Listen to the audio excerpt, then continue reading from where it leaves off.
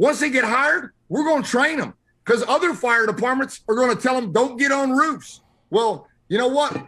In Escambia County Fire Rescue, we believe in Santa Claus. And we like everybody to get on a roof and act like Santa Claus. So we're going to teach our people how to get on a roof, and we're going to teach them how to jump in windows and search the room. And then if there's nobody in the room, we want their ass to get out in the damn hallway and search the hallway like Ladder 12 did. Firehouse Vigilance presents The Weekly Scrap, a podcast dedicated to the never-ending fight against complacency. Corley Moore, Firehouse Vigilance. It is Weekly Scrap, number 150. Unbelievable, 150. My guest this evening is no stranger to the scrap, and whenever I hit a milestone, it has been a tradition to reach out. He has been here for number 100, the most watched and listened to scrap of all time, and he is back for episode number 150. Curt Isakson. He is a 30-year veteran of the fire service with experience working in volunteer career combination, urban, suburban, rural, you name it. He is a lifetime student of the fire service. He is currently a battalion chief in Escambia County Fire Rescue. He is highly sought after educator, speaker.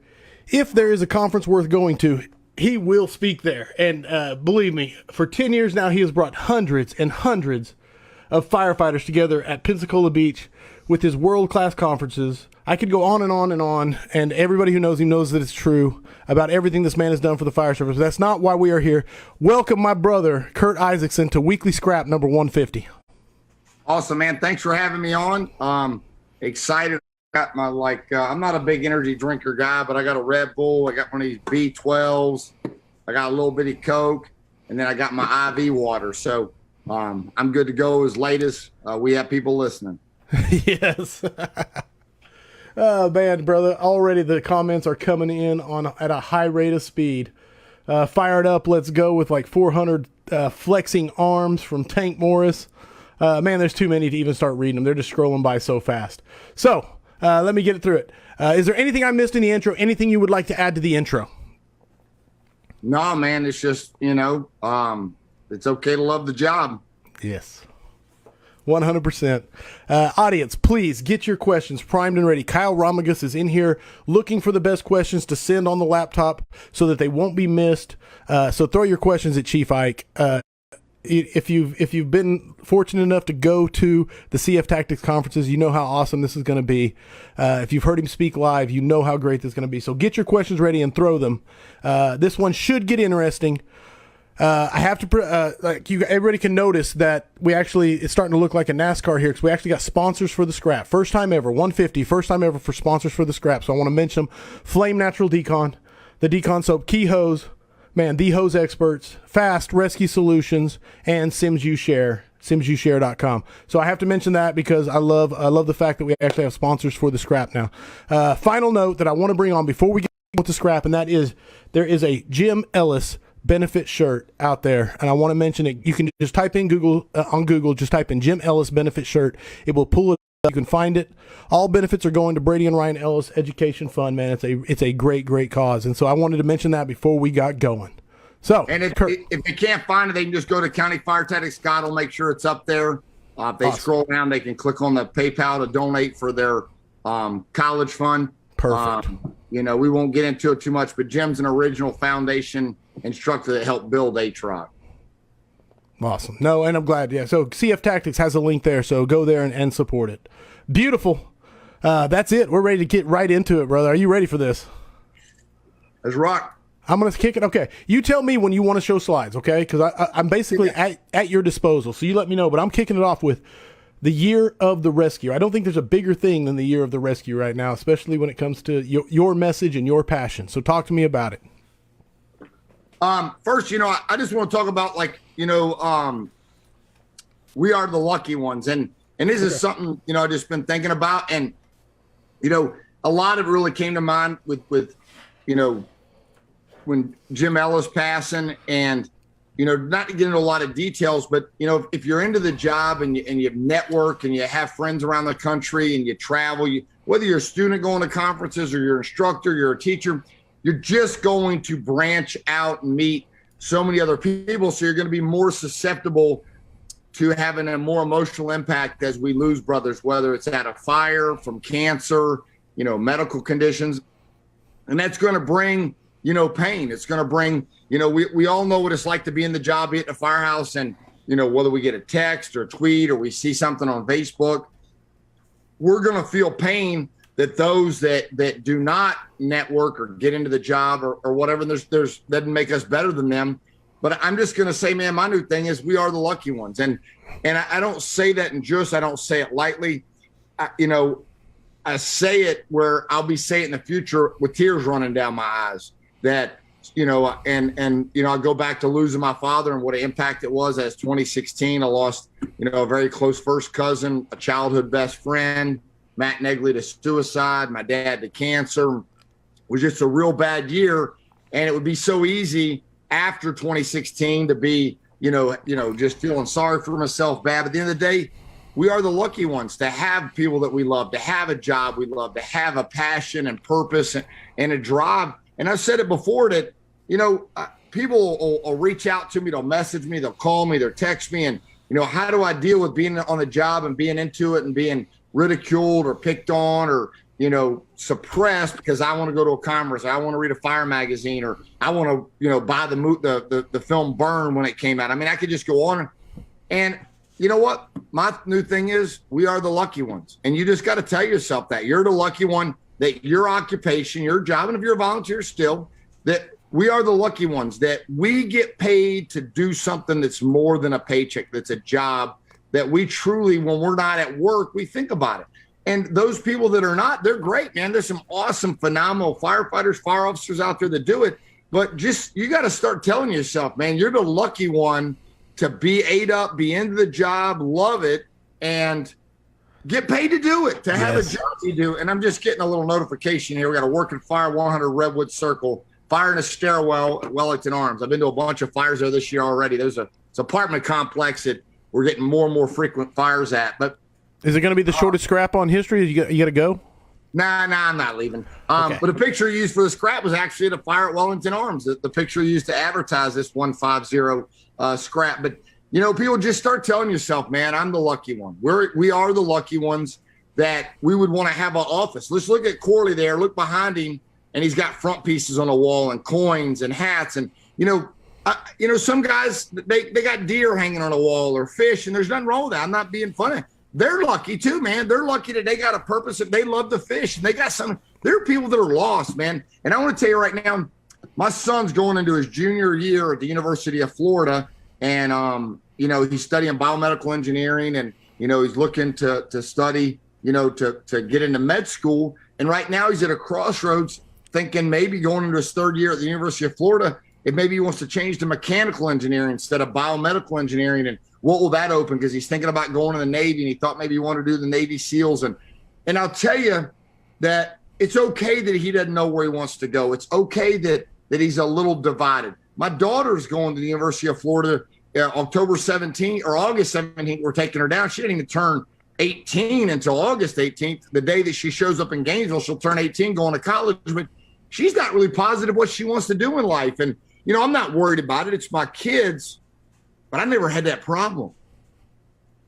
Had that problem. Yeah. I knew what I knew what I wanted it. to do in elementary school and middle school and high school. The only thing I ever wanted to do other than be a firefighter was possibly be a pilot, because I just loved the military. But I'm lucky.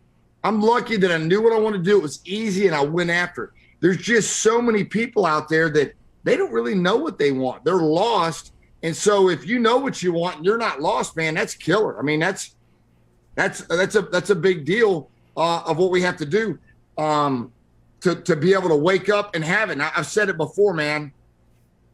There's nothing more powerful than a purpose-driven alarm clock. And that's where you can get up at 0600 without an alarm clock, because you have purpose, you have drive. We've all had that where we're excited, to get up, whether we're going to the firehouse or we're going to a conference or, we're going to do something. And, man, you're just up and out of bed.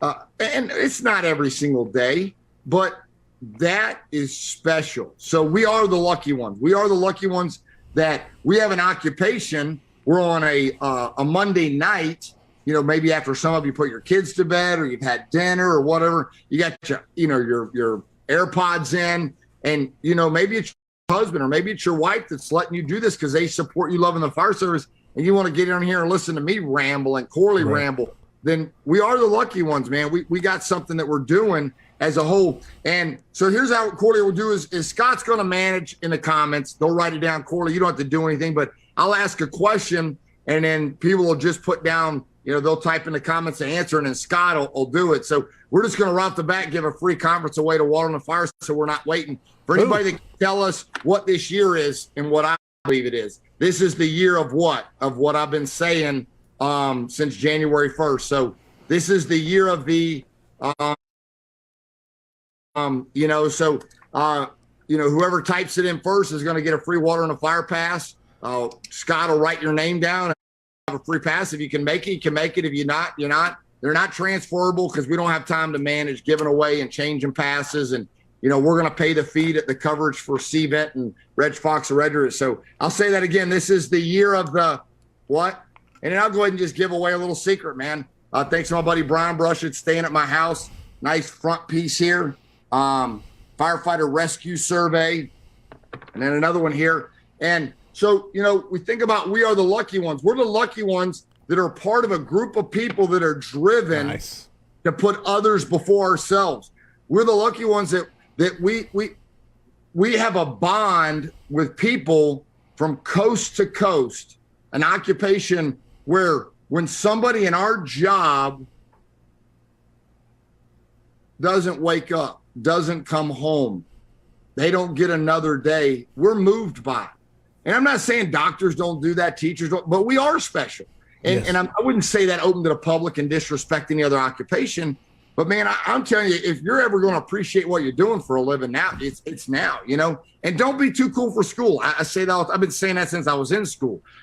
Some people that aren't into the job, 100% are going to say, what's that goofy ass wearing that white helmet for? Yes. They don't even know what a bell cap is. They don't even know the tradition of it, right? I'm proud to be a firefighter, regardless of what color, regardless of what the bugles are. This is the fire service, I got one of my old radios on here because this is my comfort zone, man. Like, this is what I do. My job is a communicator. My job on a fire ground is to communicate to firefighters, empowering them to get it done because I trust them, because I know what they can do. And then I don't take for granted that they trust me that I'm going to get on this radio when they've gone too far, or they got to back up, or they got to hold up a second. We got to soften the building or do whatever. It's a mutual two-way thing, regardless of rank. And we're all firefighters from start to the end of our career. The rank just has to be something we have to do, just like quarterbacks and defense and offensive and all that. But we really should all, in my Firehouse column for August, is going to be the fireground commander, understanding the percentage of your impact. And it's really written for chiefs and deputy chiefs to hopefully drive them to empower their line battalion chiefs, that if they arrive first at a fire and nobody's there, especially a suburban or a county fire department where you're not going to have 12 people showing up in 60 seconds, that they need to get out of their car and go open the front door, look inside and walk around back. And maybe they drop a water can or put a garden hose through a window or whatever. And that's my article is, what is your percentage of impact? So right now, if you're listening, I want you to think about this. And if you got a piece of paper, I'd like to tell you to write this down. Write it down. Write this down. What is my percentage of impact? What is it, whether you're driving a rig, whether you're the officer, you're the backstep? What's your percent? What's Corley? What's Corley's percentage of impact in the fire service now, running the scrap to bring somebody here for those that are looking for some motivation to meet some other like-minded brothers in the fire service? And we all got to start feeding off each other. And you got to be self-empowerment. You got to self-empower yourself to understand the percentage of impact, whether it's in your firehouse, whether it's at your local vocational college, teaching. Stop cutting yourself short, man. And don't get me wrong. I think it's important to be humble in the fire service. But some people put so much time and effort in trying to be humble. They're the most arrogant people in the fire service. You can see right through it. It's arrogance camouflaged by a bunch of bullshit is what it is. You know what I mean? And I've never professed to be humble, but you get to know me very close and personal, you'll know, man, I'm all about helping anybody I can help, doing stuff. When I get on a fire ground, is there a sense of confidence that might be borderline arrogance? 100%. I mean, that's what I got to do. My job is to send people into burning buildings and let them do stupid shit. You know what I mean? Let them go do what they think they do, because we all think we're better than we are. I can promise you that. So the number one thing I'm scared of on the fire ground is miscalculating my level of experience and knowledge, and it costing somebody, a civilian or a firefighter. But you can't get on a fire ground and operate without a little bit of sense of confidence on a borderline of arrogance. I mean, everybody always wants to pick on whether it's Tom Brady or whoever. You don't accidentally go out there and play like that if you don't have a sense of a borderline confidence, arrogance. It's how you cage that, how you manage it, and what is your purpose. Hey, this is Corley, just chiming in to let you know the internet got really choppy on us as we were recording the live stream, so I've edited out the choppy parts. This is the first time it happens twice, and I'll edit out the choppy parts, and then we rejoin Curt. Commanding people into fires or whatever it is. Tom Brady making a drive down the field in the last 45 seconds of a football game. There's a borderline confidence, arrogance there. Nobody wants to admit to it, and here's the deal. I've never, ever claimed to be humble. To get up on the stage and speak in front of a lot of people and do the things I do is borderline arrogant. What I always say with my dad was a very humble guy. What my dad always tried to help me is, regardless if you're humble, you're arrogant or whatever, at the end of the day, what's your mission? What's your purpose? And if you can lay your head down on your pillow at night and you know it's truly to help others and to elevate others to be better, and you're trying to make somebody, and it's not about you being on top, that when you get to the top, you're behind people pushing them, and your hands down, like that one image where you're pushing people and you're pulling somebody with you. I don't care how arrogant you are. I don't care how humble you are. You're making it a better job, a better occupation, and a better fire service. That's what it is. But we do have to have a borderline sense of confidence to do stupid stuff. Man, whether it's getting on a truss roof or doing a search or VES or whatever it is. We've already given away 33 water in the fire pictures. And so let's throw up that one slide there that Scott did, the opening slide, which we're eventually going to make this PowerPoint live, but just talking about people before water. Corley Moore chiming in again to let you know that this was the second time that the internet froze up on us, and we broke the internet with the Curt stream. But good news is, from this point forward, there are no more interruptions. So we'll rejoin and enjoy. One more time. All right, so we'll do a recap since we're back live again. Just kind of from the beginning, we were talking about we are the lucky ones, and I'll keep it short and sweet, man. If you love the job, if you're the only person that literally wakes up and goes to bed thinking about the fire department, you got a room at your house or an office like Corley has there behind him, feel that you're the lucky one, that your job is also your hobby. And it's okay if you don't have this and, you got deer hanging or what. There's nothing wrong with it. The thing is to have passion for something, purpose, something that you like to do. When it happens to be your job too, that's great. And then if you get into it and you get behind stuff like the firefighter rescue survey and making this year, the year of the rescue is critical. So I'm going to give out some of the answers for the questions earlier. Ray McCormick and I, 30,000 feet headed to San Diego is where the idea ATROC came up. The first year was 2013. The first Water on the Fire seminar was in 2011 on a second floor of the Holiday Inn in the Guadalupe room on Pensacola Beach. So, that's kind of some history behind it. So since people are coming back, let's give out another free Water on the Fire. Where was the first COBC held? What hotel, what floor, and what room? Okay. First, Command Officer Boot Camp.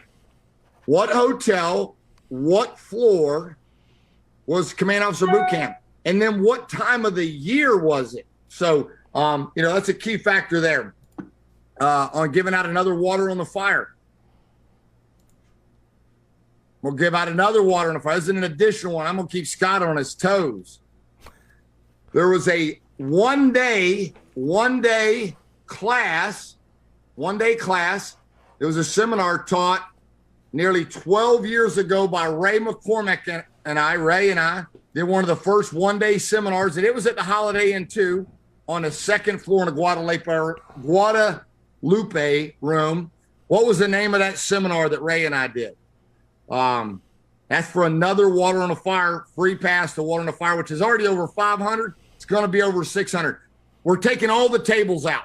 we've only seen that done like maybe 3 times, and all over. It's going to be all chairs in the grand ballroom, 0 tables. So I'm sorry if you like sitting at a table. There's going no tables as of now for the last water on the fire doing it. So wow. Can we pull up some of them slides, Corley? Okay. On the people before water. Hopefully that doesn't. If it crashes this time, we come back, we're not doing the slides anymore. Okay, fair enough. Give me 1 second while I switch over to this. Make this happen. All right. I'm going to say it's the slides if it crashes again. Fair enough. Here we go. Pulling up.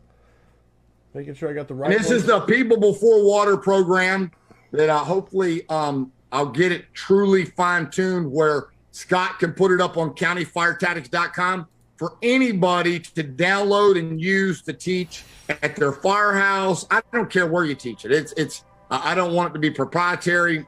I'm sure Scott's actually the one that built the slides for me. And that's the slide that we were there just talking about.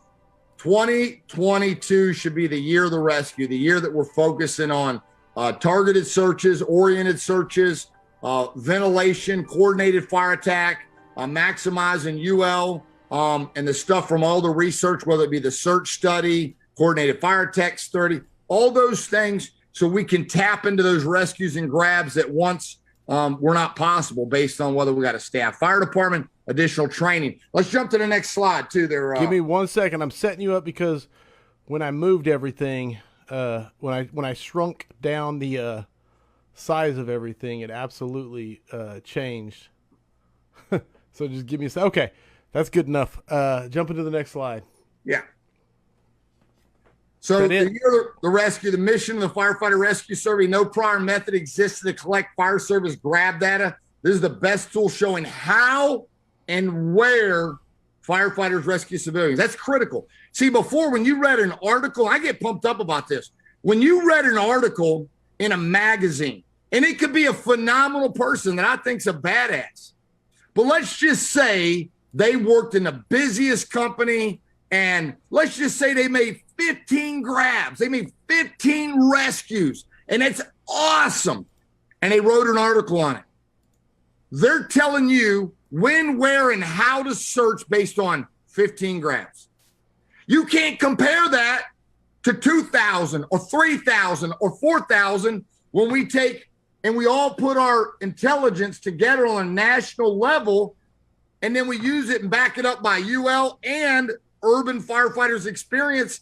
That's going to give us more critical information on when, where, and how people are being rescued. It's going to be we're putting a measuring. We're measuring it there, and we got to have it. We got to have survey data that can drive training, policy, and procedures for locating and removing civilian fire victims. I'm telling you, the Firefighter Rescue Survey is going to get the number below 2,000 through you, the viewer tonight that's watching. You, your organization, the people you train, they're going to make those grabs. And I'm going to tell you, I had a friend that's on the CFT team ask me the day when the conferences are over, the green shirts will hang out the Hilton. We're done picking up, and we usually meet up in one of the rooms, or we go to the Hilton bar. And phenomenal gentleman, he looked at me and he said, "Chief, have you ever thought about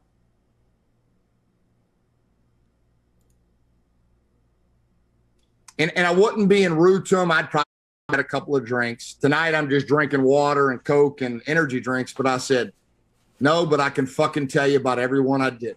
Right. I can tell you about every one I didn't. I can tell you about the ones that I got them out and they pumped on them and they did this. And you know what? You're damn right. I'm going to openly say it on a scrap tonight. My whole career has been consumed with pulling somebody out of a fire alive. Not so much that I would do stupid stuff. Now my drive is for other people to do it. The people that I work with, the firefighters that I train. And I tell you, I know the ones I didn't. I don't know, you know what, the ones that I did or what, I don't keep track. All I do is think about the ones I didn't. And that drives me to hopefully motivate others that they don't have to experience that. But I'm going to tell you one of the most powerful things that, and I think I might have said this before on a scrap. I definitely said it on another podcast. Number one thing my dad taught me and he joined the Air Force during the Korean conflict, Vietnam, grew up low-income housing in Chicago. My dad said, son, you want to save lives? Yeah, Dad. Yeah. I mean, I was full of piss and vinegar. You really want to save a lot of lives? Yeah, Dad, I want to save a lot of lives. Train others to save lives. That's how you're going to save them. Train others. Train those people that are going to be at work on duty when you're not there. Train 10, 100, 1,000. That's going to be more than Wilbur Conrad's ever going to do. And so tonight, if you're not an instructor and you're into the job and you're giving up your night listening to Corley and I, you got to figure out how to tap in to teaching, whether it's a company drill as a senior, stepping up as a senior firefighter, your local, vocational rookie school. We all bitch and complain about the minimum standards program or local fire. Well, what are you doing? I mean, I'm not teaching at it, but I did. I did in the 90s. I taught at the Pensacola Junior College, and then I graduated. Now I do other things. And when they get out of it, I don't get mad like I used to. We just had 15 people. We did some training. And years ago, I would be mad, but I'm like, that's what the Beyond Minimum Standards class is about, is they have a job to do at George Stone. Get them ready to get their certificate so that they can meet the letter of the law for Escambia County Fire Rescue, for us to hire them. Once they get hired, we're going to train them, because other fire departments are going to tell them, don't get on roofs. Well, you know what? In Escambia County Fire Rescue, we believe in Santa Claus, and we like everybody to get on a roof and act like Santa Claus. So we're going to teach our people how to get on a roof, and we're going to teach them how to jump in windows and search the room. And then if there's nobody in the room, we want their ass to get out in the damn hallway and search the hallway like Ladder 12 did. And if they go to another fire department with that certificate, that fire department can say, hey, we don't go beyond the room. We go in, we vent, enter, we isolate, we shut the door, we make it safe. And maybe they don't go beyond. That's fine. I don't care. That's your jurisdiction. AHJ, authority having jurisdiction. That's fine. But when they get to your fire department, that's when you get them the way you want them. And I don't have a problem with that. I don't. I really don't. I'm slowly trying to graduate to a level of, hey, embrace your way, man. Embrace the way you do it. That's fine. All I got to say is you be the best you can be. So if you ain't going to get on roofs, you better be damn good at positive pressure, horizontal, hydraulic. You better have some good thermal imagers and some good flashlights. You better be good at knowing if it's carpet tile, if it's a dining room table, or if it's a mama's bedroom or it's daddy's bedroom, or it's both, or whatever the case may be. Maybe you step it up in other areas, but those are things that we got to tune into if we're going to get into, because it is. When I go to a fire, it's a Broadway show. It's a Broadway show, and I want it to be perfect. I want people walking around with good-looking tools. I want their tools marked with tape on them so we know whose they are, whether it's a company designation or an individual. I want that waist strap, like Jim McCormick taught me, and that release strap needs to be at my belly button. And it needs to be on your belly button when I find it. And I like the waist straps on the side to be equal, or one's not cocked to the other. You're wearing MSA, I want the waist strap on. I want you to look like the Marlboro Man. I want you to look like the picture from, the Urban Legend article I did, where it's got the old Firehouse magazine with a Garrity like that. I wanted to look like that. You should want to look so good that when somebody takes a picture, you want it hanging on the walls. Hell yeah. Hey, we're going to make mistakes sometimes, but I make no bones about it, man. I geek out on this stuff. I want shit parked in the right spot. It's all multimedia. It's multimedia to motivate you. Don't think that that's not how they operate in the NFL, the MLB, the NBA, the MLS. All of those people, it's all marketing. See, the difference between them and us is our marketing is about saving more lives, because people live and die based on our performance. And if you look good and you feel good, you're going to probably operate good. And those are things that you got to do. I just did 144 hours straight, 6 days straight. And I had 4 fires on the last day. I can't get into details, but I had probably one of the top 10 craziest calls. That's only in the top 10. They'd say it's number 1, but it's in the top 10. Right. I've done some goofy ass shit, man. I've been plagued my whole career as a black cloud, but I had the craziest man in machine call. And I'm going to tell you, I got back to the firehouse and I went in. We had another call and I went in and everybody was in their bunk rooms. It was like 8:30. And as a leader, I felt like, shit, man, I think I ran them ragged the last 2 days because we're on 4896s now. They were in bed. These guys, I'd go into bed the night before them. And I'd go into Home Depot. I went to Home Depot at I guess I didn't get back till 9 because I was at Home Depot at like 8:30, 8:45, and they close at 9. I spent $389 at Home Depot, and it wasn't my money. It was CFT money, and it's stuff we can use for the conferences. But I went to the Home Depot, and I pulled out the CFT credit card, and I bought $389 and shit, I don't even know how we're going to use it before. I found a couple cool little, like, these new little, like, saws, like Andrew Broussard be geeking out over, man. It's like the latest, like, little saw that maybe you're just going to cut, like, in a corner or something. Hell, I don't even know what I'm going to use it for. I just started filling up the buggy because I was high as a kite, man, from going on this call and feeling lucky, and I didn't even do shit. I just watched the guys I work with get it done. But I was literally pinging because when you're like us and the viewers, you don't want people to get hurt. You don't want people's houses, but you want to be on duty when it happens. You want to be there. And I don't have to do it. I just got to go, man. It's just like going to a movie. You get amped up, you're pumped up, you're excited. It's like watching Backdraft for the 2,230. That movie's still not old. If you think it's old, you need to find another job. But I was so excited after 6 days. I was ready to stay at work. Next day, I didn't even leave the firehouse till almost 9 o'clock, 2 hours after I got off, because I was still pinging from going to this crazy once-in-a-lifetime call and thinking about how I'm going to appropriately share the lessons learned from me in the fire service without breaking any of our, PIO rules and all that stuff. And I did send out a little email to our county firefighters where I just picked some certain things and they were told they couldn't share and move it. But it's not even about that call. People say, oh, you're never going to go that call again. I know, but we learned stuff of that call about air and blades and how many blades you need. And that's what this thing's about, man, is getting a little better. Right. I said it on the last scrap. I think I was talking about Tom Brady, man. Like everybody talks, he just wants to throw one more spiral. That's it. He just wants to do, what's wrong with the guy? Wants to do one more Super Bowl. Hell, right. Most people in the NFL, if they got 8 years or more, if they win a Super Bowl, they're done. They retire because in their brain, there's nothing greater. They've done. See, Tom Brady said, one, shit, I want 2. Hell, 2, I want 3. 4, hell, I want 5. Hell, he is thirsting. He's dying. And what we need is the fire service to be dying for that grab. We need you to have your gear ready, your air pack ready, your thermal. You got to be literally consumed with cutting out every second you can. How you're going to get to a house, how you're going to get in a house, which way you're going to search left. I know what it's like to go right, search the whole house, and then find somebody 5 feet to the left. Right. So if I'm teaching you in a BOM and standards class and I seem a little angry and I get a little mad and I start talking a little loud, I don't yell, I talk loud so you can hear me.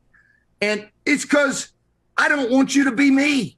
I don't want you. I've been there. I've said it 100 times. I've experienced over 50 civilian fire fatalities. It sucks. And that's why every time I see on Facebook or somebody messages me or text me about somebody making a grab, even when they don't make it, it gives me a little bit of motivation. Yes. Because that's somebody that was pulled out of a building that 10 years ago, they probably wouldn't even been pulled out of the building. They'd been left for the arson investigator. Now let's go to the next slide, Corey. All right.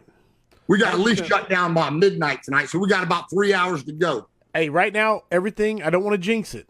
We're doing good. We're doing solid. So, all right, so for you that are taking notes, write this down. Document our wins for them. It's about motivation. It's not about arrogance.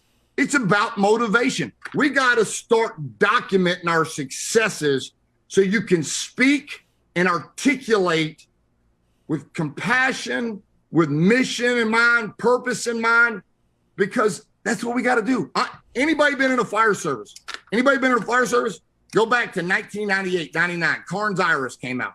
Thermal imager mounted to a helmet. Fort Walton Beach was the first fire department 850 to get one. They did like a McDonald's fundraiser or something. We were fighting for money. Fighting. Maurice gets killed. I'll give you away free pass. First person to say the day that Maurice got killed.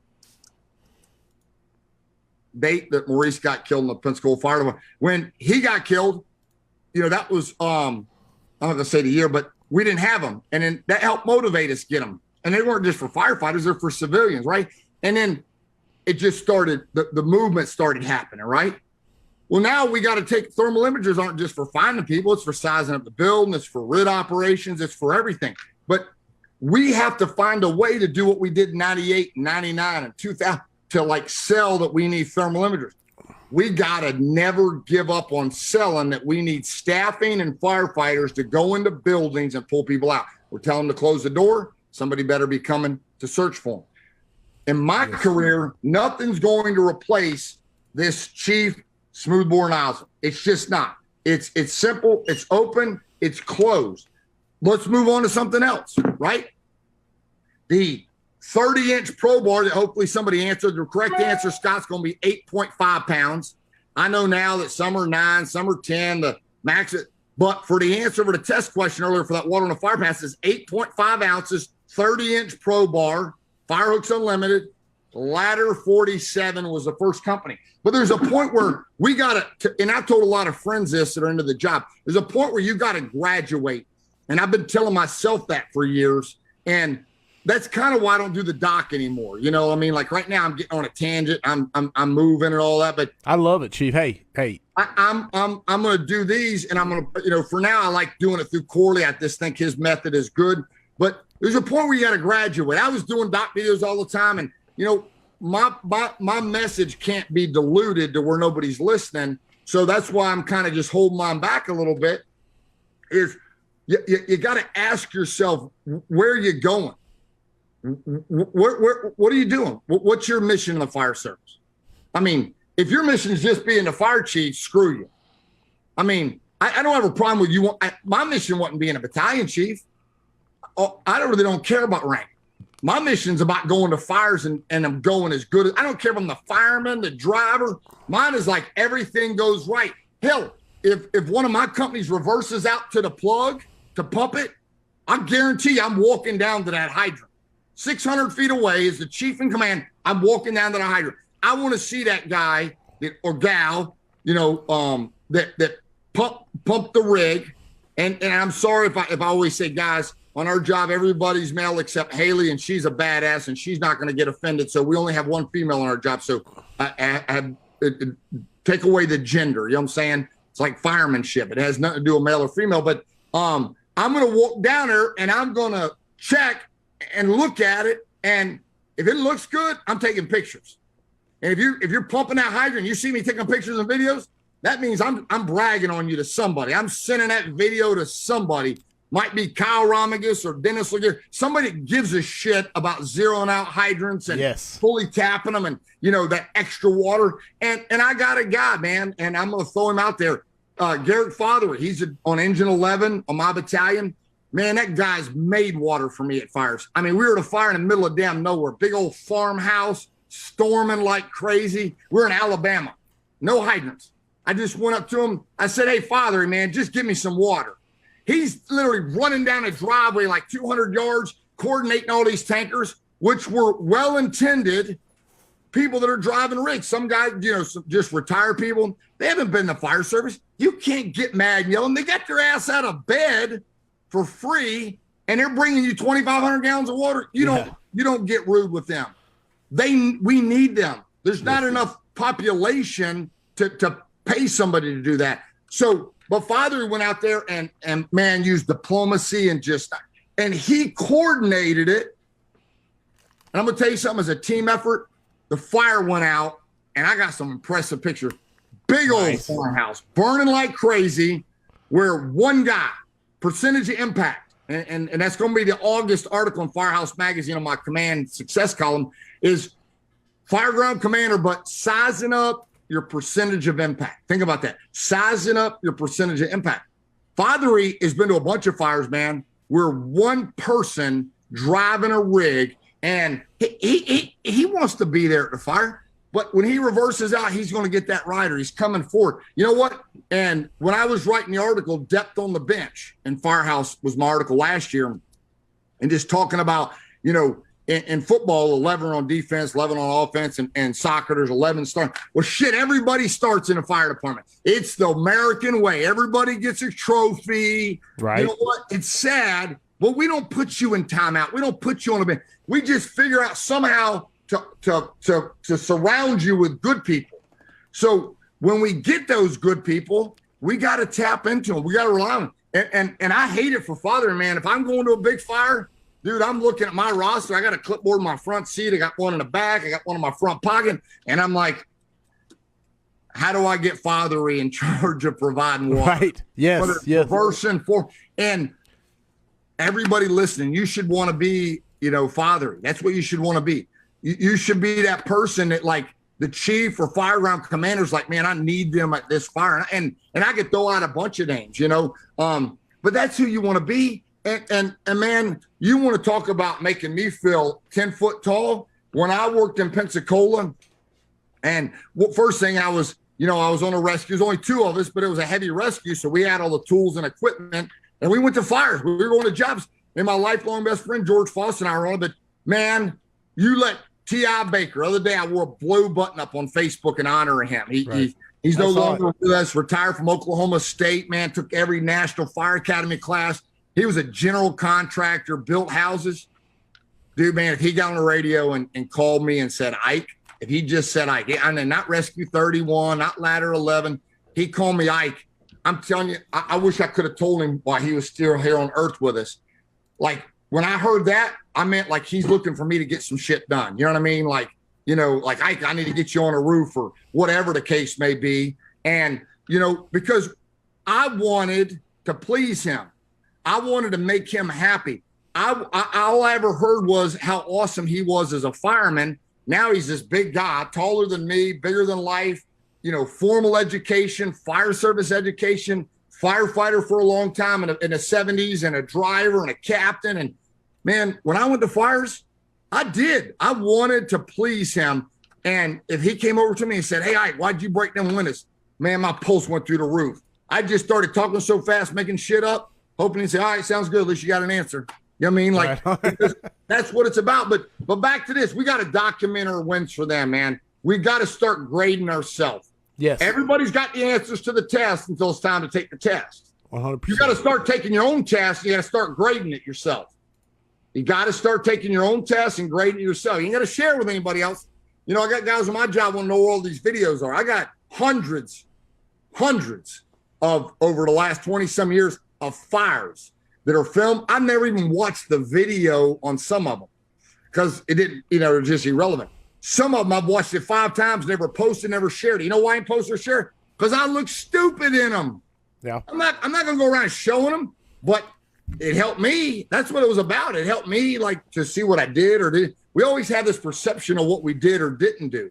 And, whether, I put on my gear and I shouldn't have, or I didn't put on my gear and I should have, or where did I park my car? I'm like, well, shit, man, that didn't work out too good. On that, that driver of the Ford Dew engine had to navigate and park somewhere because my damn cheese buggy that won't put out a fire is in the wrong spot. And it's just self-grading. But let's jump to the next slide, Corley. Hold on, I want to interrupt. I don't want to break your stride. I really don't. But no, you're good. I mean, I ain't gonna break mine. Hell, I'm drinking 4 Red Bulls, and I got a backup in case we go to midnight. I got B12. Yes. No, but it's been a crazy night. It's been a crazy night. We've restarted 3 times, I believe, if I haven't lost track. But I want to throw some audience questions at you before we keep going.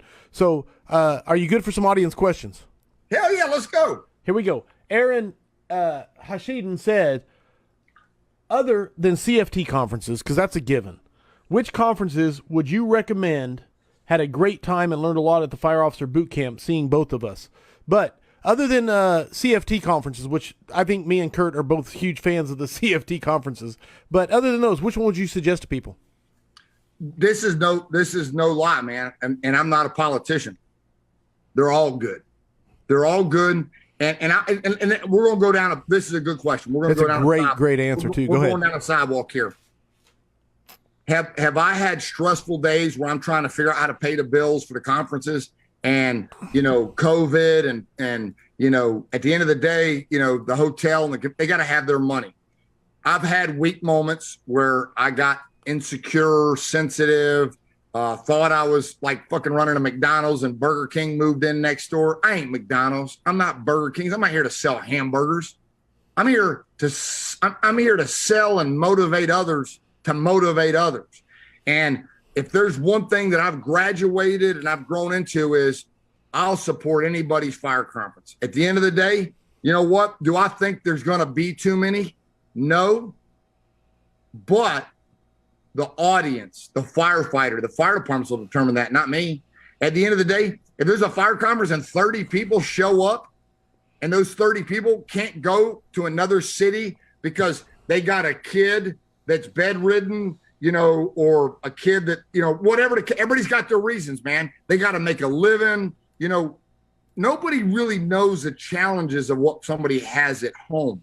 Right.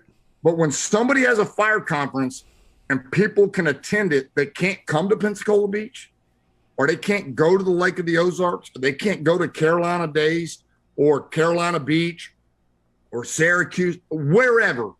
And I mean that. They're all great conferences. They're all great. I think sometimes we do a disservice when we put the names on there. You know, one of my top mentors that I look to, and you know, I hope one day I can be as reserved as he is, because even though he's reserved, his power of his words are more powerful than the loudest person in the fire service. But Jim McCormick doesn't really advertise who's teaching there. You just know if you go there, you're going to get taught by legit people that teach the way my dad believed. They're not going to talk down to you. They're not going to act like they've been to more fires than you. They're there to teach you something that's fireground tested, that when they're done, if they did 20 rotations, anybody amongst those 20 rotations got the exact same thing. It's like curriculum from a college. It's not, they didn't just make shit up and each time was just some whim of the woo, right? And I think we do a disservice sometimes when we over embellish and market that, you know, you're coming, Corley, or I'm coming, or whatever. I'm gonna tell you, the best instructors in a fire service, they have the most to offer. They're not teaching at no fire conference. They're at their fire department teaching their battalion, they're teaching their company, and then when they get off, they're going and running their tile business or running their roofing business. And the truth is, when they're at work, they're a badass. When they're at work, they're on duty. They're what I call an every third day firefighter, or whether it's a 40-hour week of it. And they're legit, man. Look at the FDNY. You can't name 12 people in the last 20 years from the FDNY that teach on the national level. There's hundreds and hundreds of phenomenal officers and chiefs in the FDNY. They're a 12,000 person fire department. Yeah. They got enough people in their own organization to teach, right? So, you know, I really do think we got to start working on stepping back and stop putting so much emphasis on, you know, names or whatever. And I appreciate that people, you know, maybe that I motivate people in my style or whatever, but man, there's just like, you know, and I'm not gonna blow smoke, but I will. Corley, you last second you told her on a second floor Gulf side at COBC, the damn shit, man, I miscalculated. There wasn't enough seats in there for everybody, and you had a standing ovation. They loved it, you know, and that's because you just, you know what I mean? You just been slowly, you haven't been pushing yourself. You love the job you're doing. How many more Corley Moores are out there, man? Like, you know, really, there's so many people that are just doing good stuff. They're just doing it to themselves, man. Like, and I hate to get on the side. Well, we were teaching beyond minimum standards class at Midway, 114 heat index. And I was like, hey, I got to get them to rehab. I mean, it's hot as shit. They just ran a full 22-minute drill. Like, I was running box alarm assignments. And we didn't have rigs. So don't make excuses. We had one commercial chassis rig to use. That was it. And we got a bunch of the damn CFT pop-up tents. And under them, Kyle Saxon got the CFT trailer from our office. And we supported Escambia's training through CFT equipment. And under there were like hose packages and irons. And it was mock-up rigs. And when we would dispatch them, they would just step out from under the tent as a 3 or 4 person company and go to work at Midway's drill tower. But they just got done, man. And I was stressed out about one of them having a damn heat emergency. And I said, you know, you got whatever it was, 2 minutes to get. And Tim Nagum, and he's one of our right-hand guys with, you know, the fire conferences. He's like, Chief, I need 5 minutes. I need 5 minutes. I'm like, shit, man, if he needs 5 minutes, he needs 5 minutes. I'm like, I got to get these guys two bottles of 33-degree water. They get their shit off, and then they get inside in the AC. because I'm stressed out that one of them's going to fly. I'm like, Timmy says he wants 5 minutes. I mean, Timmy's getting 5 minutes. And dude starts talking. And Timmy, he didn't really teach a lot at the CFT conferences, man. He's a guy running around sweating his ass off, working when nobody's watching. And man, I'm going to tell you, I almost got emotional. Right. I'm like, because Timmy was a volunteer in the 90s in Escambia. He's been with us since day one, ate up with a job. You know what I mean? Don't size Timmy up by looking at him. I mean, he's a badass on a fire ground, whether he's fighting fire, getting on a roof, pumping a rig, everything. And he can cook pretty good too. He was at my house yesterday. I mean, he's not just a guy that I work with at the fire department. He's a personal friend. And that's what I'm talking about.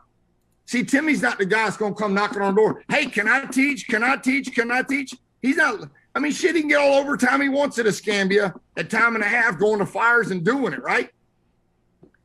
I got home that night. I told Jessica, I said, Tim Nagum, I wish I would have recorded him today. I wish I'd have recorded him talking to these recruits in 114. And Tim had his freaking full bunker gear on. We got pictures to prove. He's wearing all his gear. And Timmy's just talking to him about real world shit, street smart stuff, man. Just like nothing polished, no fancy PowerPoint, real world information. Right on. And that's when I knew that my dream, I've had a dream for over 10 years that one day I'm going to have a class, and the CFT class is going to be called the Escambia Boys. And they all know it. I've been telling them for a long, that one day that I'm going to feel comfortable, that all of them feel comfortable, that they can do what Timmy did at Midway, and that we ain't got to put a bunch of fancy names, of all these people. And don't get me wrong, them guys are coming too, because we start, one of the reasons we started CFT Con, hell, is a way to pay for all my friends to come to Pensacola Beach and have a good time. I mean, shit, would pay for the hotel, would pay for the travel. And, most of them, take a little bit of pocket change or either teach for free. And that's really, man, what it was about. But I mean, I'm telling you, before it's done, we're going to have a class, a program, it's going to be all Escambia guys that I go to fires with, that I've seen them, going through when the cotton candy's going all the way down to the floor, just pumping out so much you feel like you could bag it up. And, and I trust them that they know what they're doing and that they understand heat constant saturation rates and, or they're on the roof, man. Like, people are watching videos and like, you're not nervous? I said, shit, no, I've been going to fires for 15 years. They want to go home too. They love their wife. They love their kids. They aren't like on a kamikaze mission or nothing, So I got off on a ramble there, but hell, all the conferences are good, man. You just got to find one that works within your budget. It's not your kid's birthday. It's not your anniversary, whatever it is. Hell, I probably shouldn't say this. I ain't never told nobody no on free conference passes for other conferences where they're trying to rake money just to break even. I mean, shit, man, I'll do anything I can to help you keep it going. I'm going to tell you, on an area side, I'm measuring up my percentage impact, and my expectation is so high, I don't ever know if I'm going to get there. I told somebody one time, they said, who do you want to be? I said, I want to be Roy Jones. Well, who do you not want to be? I don't want to be Emmett Smith. Emmett Smith got laughed out of the Pensacola Civic Center. He's from Pensacola, graduated Escambia High School. Hell, shit, I think he went to school with Tim Nagum. Nothing against Emmett Smith. Right. He forgot about Pensacola. Played at Escambia High School, went and played at the Florida Gators, go Gators, and, played at Dallas Cowboys. Roy Jones, at the highest highlight of his career, said Pensacola so many times they stopped filming him on ESPN.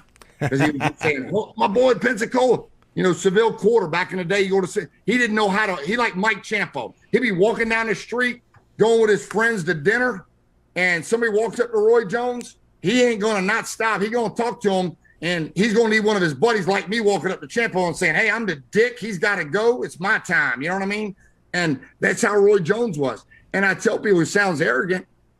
When I'm done, I want to be Roy Jones. I want 850 firemen to love me more than any other fireman. Hell yeah. I want people I went to Escambia with to say I didn't forget about them, that I left them behind. They're more important than anybody else. They're the ones coming to my retirement party. They're the ones that if I'm in a fire and I fall over with a heart attack in the front yard, they're the ones going to be ripping my shit off, pumping on my chest. It ain't going to be you, Corley. It ain't going to be these other viewers. They're the ones who are going to be coming. When my dad died, Ain't nobody driving across the country knocking on my front door bringing me meals. It was firemen bringing meals from my job, from the 850 type of deal. So, I tell you that to still goes back to what conferences are good. They're good. I'm going to tell you this. I'm going to define it in one answer. Okay. The conference closest to your fire departments is the best fire conference. That's the one you got to support first. You get a conference in your backyard, you support it. You get a conference in your backyard, don't turn a blind eye to it. Support it. Man, if I could have had conferences in the early 90s in Northwest Florida, man, oh, man, shit. I don't know, man. It'd have been bad news because, I would have I'd have been on top of the world for it.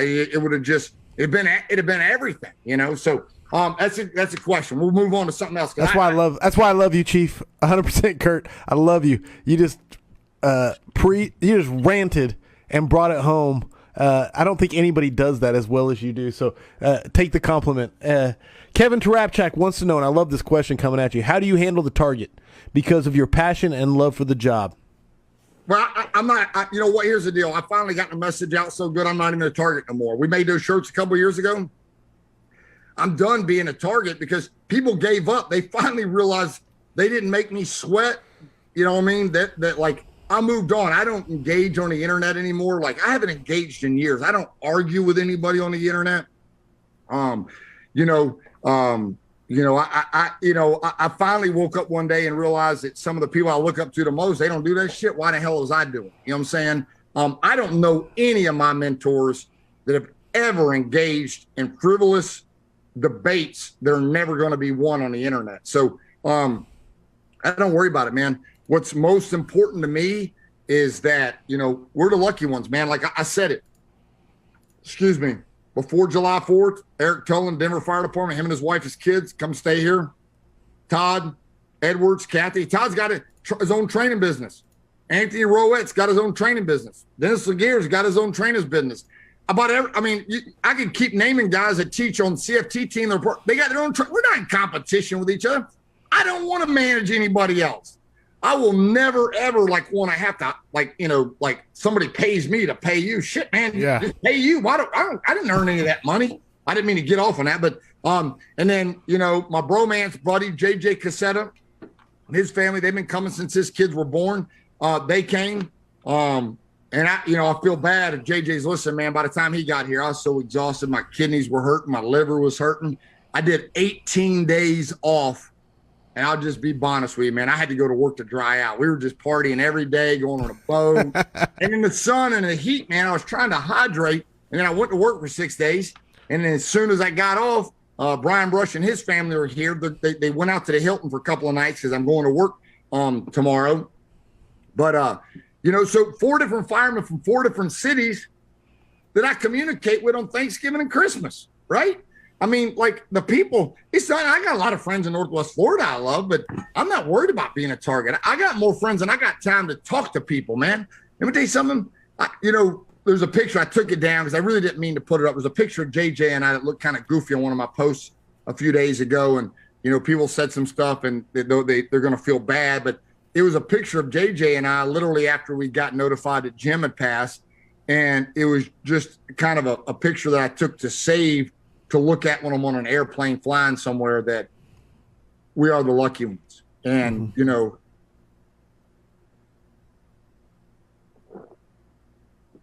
JJ left and he came over to the cottage where I am now. And I stayed at my house and his wife said, where is he? I said, well, he's probably over at the cottage. And I did like this and I'm sharing personal shit. So he might be mad, but we're the lucky ones, man. We're crying over a brother from across the country. And people, I'm still answering about the target. Why in the fuck do I give about somebody that thinks I'm a target and they're throwing darts at it?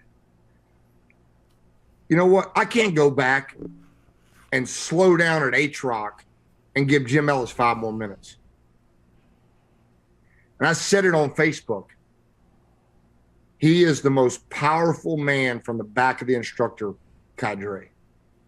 I've watched him at FDIC. I've watched him at H-Rock. I've watched him in Bowling Green. I've watched him in Syracuse, New York. He never, ever stepped in front of a fellow instructor. When everybody else was done trying to sound intelligent, impressive, and how much they knew, when they were done, he picked up the end. The person that picks up the end's got the most knowledge because they can't say what everybody else said. They got to have something to add to what everybody else said, and that when I'm at H-Rock this year, it's going to jam me up because I'm going to be walking around thinking about Jim, knowing that any one of them other guys that I love to death, they could be Jim next year. Hell, I could be Jim. And we only got so much time, man. We're the lucky ones. We truly, truly are. And so my days of worrying about being a target are over, man. I can't be on the phone and talk and I'll say it, man. I'm kind of rude to Ray and Champo and to people watching. Y'all think they're somebody big and special. They're not big and special. They just other guys that love the job like we do. I mean, I don't give two shits about what their name is. They're just guys that I love. And when they stop and talk to somebody, and I know we're going to a scheduled dinner where we're going to sit down with 6 of us and actually be able to have a real conversation, I'm selfish. I'll be that guy that says, you know what? No, this is my time, and the older I get, that ain't gonna get no better, man, because, that's what's cool is when you get those special moments and you get to talk about it, and that's when you realize, who cares if you're a target? You're a target because you intimidate them because they don't have what you have. They're not the lucky ones. They don't love the job. They don't have people that they can communicate with around the country when shit's going bad that they can, bounce ideas off of and love the job and that sort of thing, man. Like, let me tell you something. And you talk about conferences, man. I'm pretty transparent. I don't really talk about it on like podcasts and stuff, but I'm gonna tell you, if you ain't heard it before, CFT's only here because of the CFT team, man. We bankrolled that shit for years. We were literally opening the next conference, getting the registration money to pay for the last conference. And there's people out there that have done conferences. You know what I'm talking about. Yes. Like you're at the house arguing with your wife. How are we going to pay these bills? We didn't know it was going to cost this. We didn't know this was going to cost this. We didn't expect this to happen. You let them go buy $5,000 in OSB? Well, that wasn't in the budget. I mean, I could keep going about like crazy stuff that when you're passionate like we are, we're not business people. We suck at accounting. Yes. We don't have think about being in a firehouse. You're bitching because the fire chief won't buy this, that, and the other. Well, he's not buying it because the city ain't just going to make it up. I mean, it's not in the budget. And, Jessica hates it, but I always say everything takes longer than you expect and everything costs more than you think it's going to cost. And at the end of the day, we give away a lot of passes that we can. Thank God to our supporters, and I can't say it. I can't name all of them, but our 2 biggest supporters are Columbia Southern University, been with us, never missed a conference, and Elkhart Brass and Safe Fleet, with us. If it wasn't for them and some other people that have come and gone throughout the years, we'd really be in trouble. But we don't whore ourselves out with sponsors. Anybody that knows how we do it, we don't do that. But your best friend's looking good there in the back, Corley. He's checking me out. He's crazy.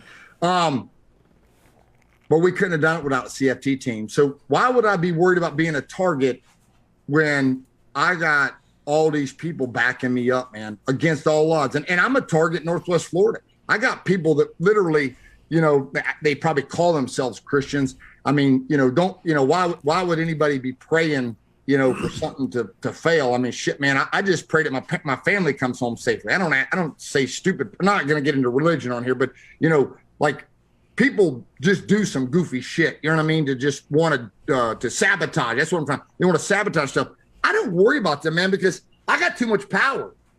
And it's not my power. It's the CFT team power, man. Like, yes, me supporting you supporting me, whether, it's Todd or Eric or JJ or, whoever, man, Kyle Saxon, dude. Like CFT, if we didn't have, Kyle Saxon and Matt Scallon and Shannon Stone, them guys, man, if they stopped doing everything today and never helped another day, on my deathbed, I'll just be saying, man, this logo should have their names on it, you know?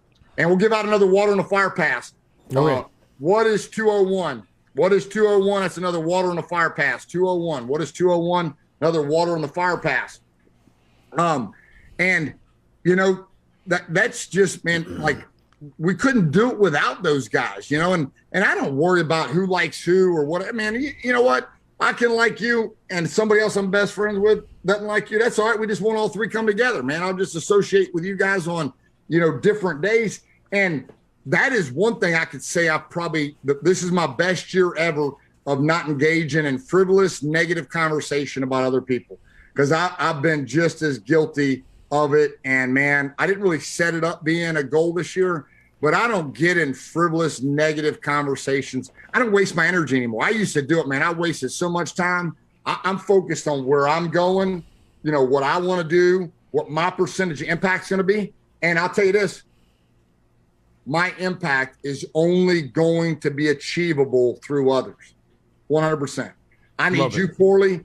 I need Todd and JJ and, you know, Rob Fisher and Shannon Stone. I mean, I need everybody. Everybody's important. Don't ever discount anybody. They're all important. Now, once they don't want to be a part of it, that's fine. But once they want to make it a target, then I just don't worry about them. Just let them go, man. Like just, you know, let them move on down the road of the path of what's going on. But, you know, life goes by so fast, man. You kind of got to set up some, you know, true goals of what you're trying to achieve.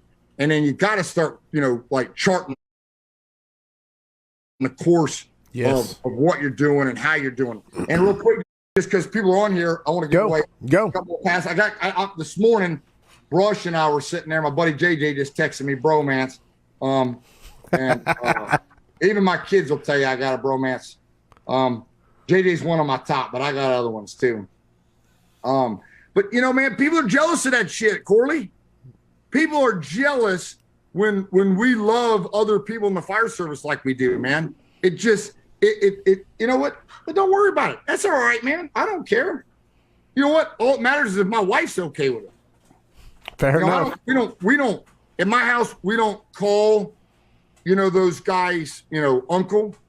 But Bill Gusson, Ray McCormick, Mike Champo, JJ, those guys are like uncles to my kids, man. Like, I mean, shit, I don't talk to my brother. It's sad, but I don't talk to my brother. I haven't talked to my brother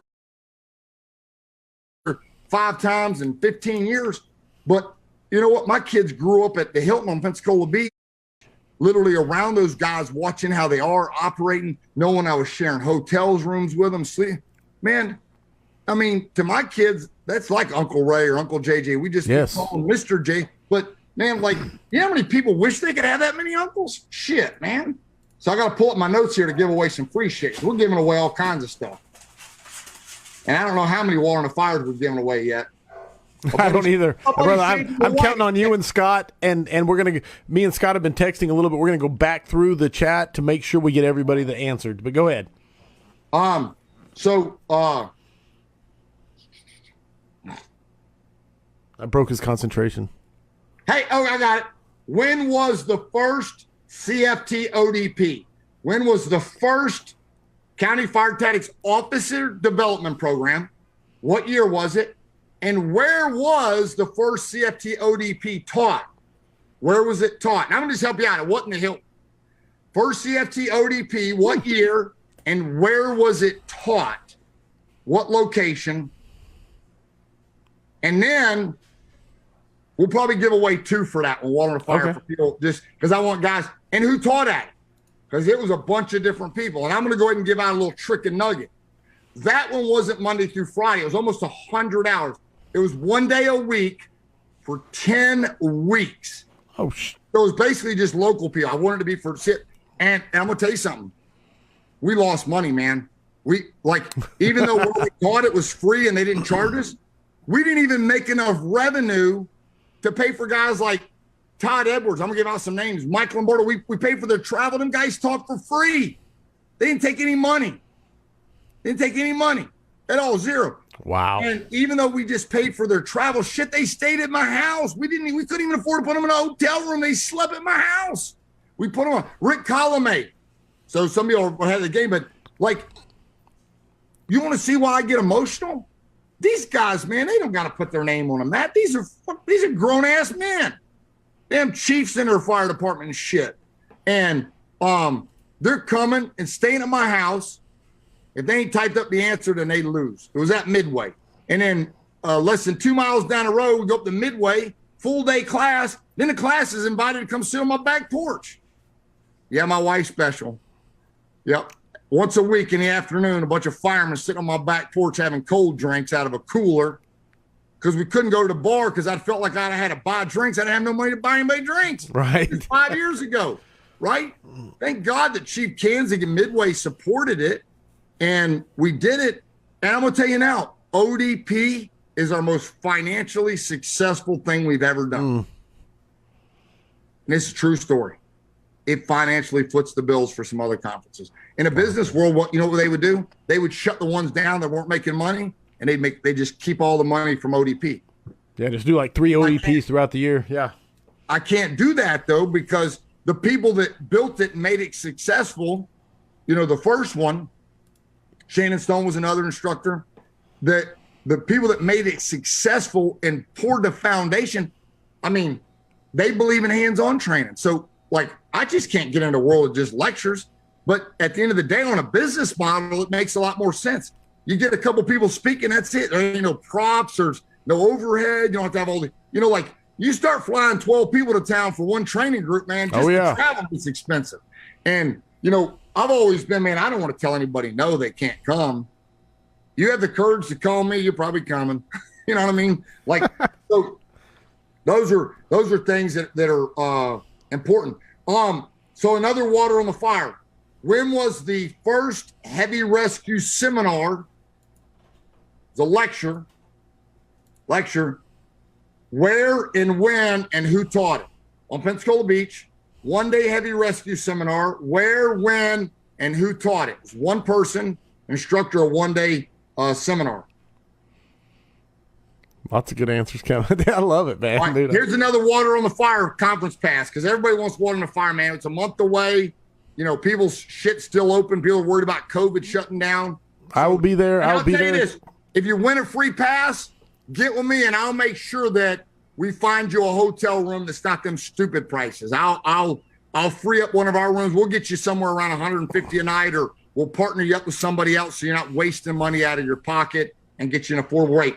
How much water in 1 foot of 5 inch for a free water on a fire pass? How much water in 1 foot of 5 inch for a free water on a fire pass? Dude, I absolutely love the trivia for the wins, man. I love it. All right, here's another water on the fire. Another one, additional one. Amount of water, the weight, the discharge time, and the reach of the stream from a water can. If you don't know the answer to this, Google Eric Wheaton and check out his shit. Because he's going to be there for canned confidence, right? Hey, somebody just stuck in your back door, Corley. You said Amanda was out of town. Somebody She's coming back in. The dogs open the door. Normally the door is closed. You can see it. The stream can't because all they can see is the door that's open. Like it cuts off. Like for everybody else, it cuts off like whatever. I don't want anybody sneaking in here in Oklahoma. You're liable to shoot them with a laser 9mm Glock or some shit. Sort of freedom stick. Yes. Yeah. Amount of water, the weight, discharge time, and reach of a water can.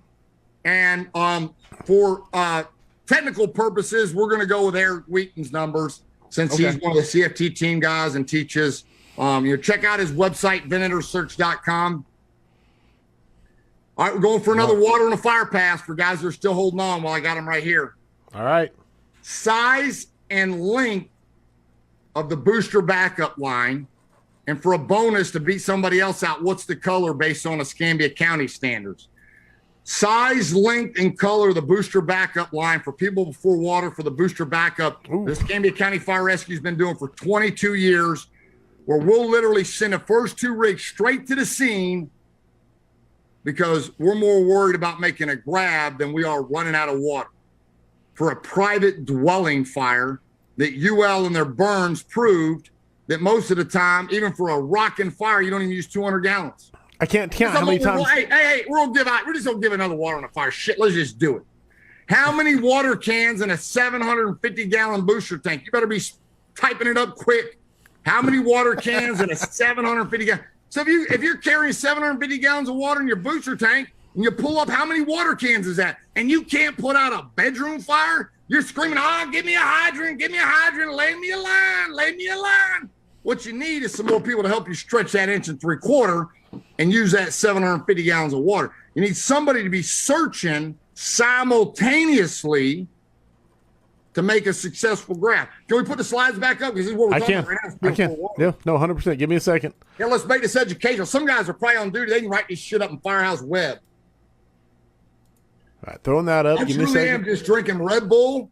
I got me some Red Bull, got me some Coke, got some water. I did water down my Red Bull, though. Chief, before you get to the slides, I want to throw one question at you, okay? And then I'm going to go and hit the head, and I'm going to leave you to answer it while I grab drinks. And if anybody else needs to. So, before you I don't know. What happens if I run out of things to say while you're gone? I have no fear of that ever. All right, let's get to a new slide then. Okay.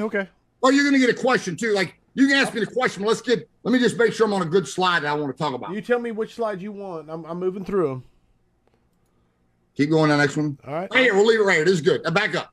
Back up one right here? Right there, that's good. Okay, we'll leave that one for that. This question comes at you from Indiana. It comes at you from Ben Hepner. He wants to know, as a young chief, how do you focus on the job? Because this ties into the working chief. So I wanted to throw it at you. I really don't want to miss it. But how do you focus on the job while taking criticism from the rank and file? So I'm going to throw that at you, and I'm going to take a short hiatus as I hit the head and throw that at you, and then I'll be right back. And this will be pretty blunt too, man, is if you're a young chief and you're letting the rank and file, what they think, bother the way you operate, you probably shouldn't be a chief. And, do I think that you need to kind of have a pulse on what they think? 100%, man. I'm a different chief today than I was 18 years ago. I got promoted in January of 2004. So this January will be whatever it is, 19 years, in a large county fire department. And I've made a lot of mistakes, man. I'm a better chief today than I was last year, and I'll be better next year as a whole. But too many times chiefs are doing what they think is what the folks, the men and the women, the line, the personnel, you got to be doing what you're doing. Nick Saban don't go to coach in Alabama worried about what some 18-year-old kid thinks he ought to do. I sure as hell hope, Coach Billy Napier that we just got in Florida is not worried about. Hopefully he's coaching based on what he learned, at the Raging Cajuns and when he was with Nick Saban or whatever. I'm not out for a popularity contest. Man, I got some phenomenal lieutenants. They got the damn panties in a wad because I'd tell them where to park. Well, fuck, if you don't know where to park the truck, I'm going to tell you where to park the damn truck. And eventually one day you'll start parking that shit where it needs to be. But you want to park it in the middle of the damn road, I'm going to tell you to get that shit off in the grass. And then maybe like now, 2022, they all park in the right spot. So, it ain't micromanagement. What I'm doing is I'm teaching you, I'm coaching you. So one day when I'm not there, you can park that shit right. My vision and my eyes are a little bigger than yours because you come to work every third day and you're good at it and you love the job, but you just think about it every third day. I think about it 7 days a week, 365 days a year. Every 4 years, I get an extra day to think about. It's a bonus on leap year. And I don't take February 29th off either. I can promise you. February 29th ain't no special day to me. And so you can't worry about what they're thinking. Now, are you going to get a pulse, a gauge, so you can mature and grow and develop? Yeah. I wouldn't be writing the command success column 18 years ago. Shit, I wouldn't have wrote it 10 years ago. Peter Matthews has been talking to me for it about a while, and I wasn't real comfortable with it. I don't teach leadership classes. You can't find me teaching a leadership class. I teach fire ground command. I teach strategy and tactics.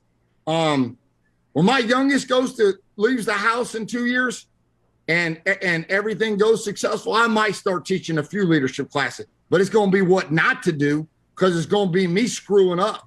I've done some stupid shit as a young chief. I was doing a critique one time at Station 3, and I lost my temper, and I just said, hell, all of you go back to the fucking firehouse. I'm done. Well, that was my lack of control. So, at the time, should I have been a chief? I don't know, man. Was I a good tactician? Strategically, man, I make no bones about it. I think I got a gift from God. I grew up in the church. I think I was born to be a fireman. I think I was born to understand strategy and tactics. Obviously a lot of it comes from reading a lot of books, Freed's book, Clark's book, John Norman's book, Avilo's book, hell shit. Chief James had just, passed away from Philly, man. I think I read every article he ever wrote in Firehouse magazine. It's sad that his textbook never took off. I got his textbook. If I'm going to stand out front and command people to aggressively fight a fire, I'm going to try to read every book, hoping I find that one little, nugget or what's going on. But I don't worry about that, man. Like I can't, regardless, whether now, because I still think I'm young. My dad was 81. He got pissed off if you called him old. But even as an 18-year chief, I still think I'm young and a young chief. I hope I can do 10 plus more years commanding fires, and I'm not looking to go in the office. I'm not looking to be a four-bugle chief. I'm looking to retire commanding people in the battle on the fireground. That's what I am. Fireground command. It's, I went to hazmat school at the fire college and, did chemistry and all that other stuff because I wanted to do it all. But, I really, my focus is on a microscope, man. The bullseye target for me is tactics. Not that I do it, but forcing doors, stretching lines, flowing water supply, ventilation, search, time delay tactics, maximizing arrival sequence on your response model based on your demographics, your staffing, your jurisdiction. Those are the things, and I'm still challenged with it. But I can't go to work and man, this could be a 2-hour class, and it still sucks. I hope Trey Nelms is listening, because I told Trey Nelms this, Chief Nelms from Nashville, what a jam up guy, man. Him and I are so alike, but he's been to the 2 commander on the side. And I told him the first one, I said, this shit's going to suck. And he's there just to maybe learn one thing in 2 days from me, That was the first one. I loved it, Chief. But remember, I told you, did I not tell the audience? I said, man, I don't know. I said, I'm making it I just know that one day I want this perfect. I don't know if it's going to be 2 days, 3 days. I want the perfect commanding from the sidelines. And I'm slowly getting my thoughts together with this command success column, from the first one being it's worth the risk, which means you got to have the tactical fortitude, the ability, the nerve, manage the stress. You got to have the ability, the confidence, the arrogance to send people into a burning building. If you're going to do that, it requires a serious investment. And, to answer his question, and this is to any chief listening. And I'm not talking about, chiefs that might get paper cuts, and I love Chief Scott Thompson to death. So there are some great fire chiefs out there that are doing some phenomenal stuff. Shit, look at Chief Hoff, commissioner of, Chicago, or Chief Lombardo, commissioner of, Chief Hoff, Chicago, Lombardo, Buffalo. We've had some firemen make the head ranks. And that's when, that's where we're the lucky ones when them guys get up there. We ought to embrace that shit. Chief Richardson that just retired from the FDNY. But most important thing, a chief that runs a battalion that commands fires. Number one, most important thing you need to achieve for success on a fire ground is command presence. I think it's the most underrated, most under talked about thing. I don't give a shit how much strategy you know. I don't care about how much tactics you know. And once you get command presence and you can truly feel it, know it, and value it. And this is how you know you got it. When you got somebody on your fire ground that you're a target, they hate you. They don't like you. They talk about you. They pray at night you're going to fail. But when they go to a fire with you and you talk softly, they hear it as a bullhorn and they get it done. That's when you got command presence, and that's when you respectfully value, even though they hate you, you value that they trust all the investment and the time you put in to knowing your game, to being Nick Saban or Dabo Swinney or Bill Belichick or whatever. I don't give a shit, man. I'm just throwing out there because everybody watching this shit don't know anything about the real sport, soccer. But oh, by the way, I think I said this on a scrap before. In soccer, we don't take timeouts to regroup. It's like a fire ground. See, soccer's like fire. We don't take a timeout. The clock just keeps on ticking, man. You know what? Either they're ready or they're not. The coach really can't change shit up. And in high-level soccer, they only get like 2 subs, maybe 4 subs, depending on just a World Cup, whatever league it is. But command presence, most important thing you can ever have. Love it. And I'm going to tell you right now, man, it to me, I value it so much. When I go to a fire, I don't take it lightly. I mean, it means the world to me when, and it makes me nervous too, because I tell them all the time, I'm like, man, I can make a mistake. I can miscalculate it. I can tell you, I can sit here for the next 2 hours and I had a fire one time off of Gillimart Street, and John Van Meter was a lieutenant. He just retired from our job off of Squad 3. And, I used to tell him all the time, I'm like, dude, man, don't put too many eggs in my basket. I said, one day one of them eggs is going to crack and it's going to be a messy basket. And, we had a fire that he was in there, and I got it on video. The wind was blowing like crazy. He got in there. There was a sliding glass door, but they added onto. So that sliding glass door was inside the house. There were rooms that had windows, and if you took the window, you weren't jumping to the outside. You're just jumping into another room. And thank goodness Lieutenant Van Meter was in there. I didn't back him out. It's one of the few times I ever had a lieutenant back out of a fire that I didn't call him out of. He backed out, and he came over and said, I'm sorry, I had to regroup. And I'm like, shit, don't be sorry, man. Like, nothing happened, but it could have. Right. You know what I'm saying? Because his thermal imager was acting goofy because it was that clear window. It was hot. The wind was blowing. It was like a cold front coming in. My father-in-law was riding with me. He was sitting in a damn Chiefs buggy. Jessica's dad was riding with me from Louisville. House next door was lighting off. One of them weird calls where, this house is the city, that house is the county. We were on a call with them, but and that's one of many fires that, that night and the next day I took some notes, and I don't know what that fire's been, like 7-8 years ago, but I'm still working on my command presence of how do I facilitate, motivate, and allow somebody to do something that they otherwise might not do if it wasn't for me as their coach, as the somebody that gives them that confidence, and it's cliche-ish, but hell shit, the University of Florida tried to copyright our new coach's saying, scared money don't make money. That's what Billy Napier says at Florida, because a few times he went for it when he was in Louisiana and won a football game because he took some big risks. Yes. Well, it's the same thing on the fire ground, man. Scared money don't make money. Right. At the end of the day, if you put the time and the investment, hesitation will kill you. I'm 100%. telling you, man, 100% will kill you so fast. And if you got hesitation, you better just keep your ass on the bench. You might want to just stay on a fire truck, because that is a problem. And and I don't want to get onto a negative path, but we got too many people running around wearing these hats that they can't make a decision. They can't. They're gonna have to. They haven't gone and sat in, Chief Salka's class enough, or Chief Norman, or read Vincent Dunn's book, and I could say a million people. There's only so many highly experienced fireground commanders that have put their stuff in writing. It ain't like this. It ain't like when I was a kid and there was all these encyclopedias, a book to pick.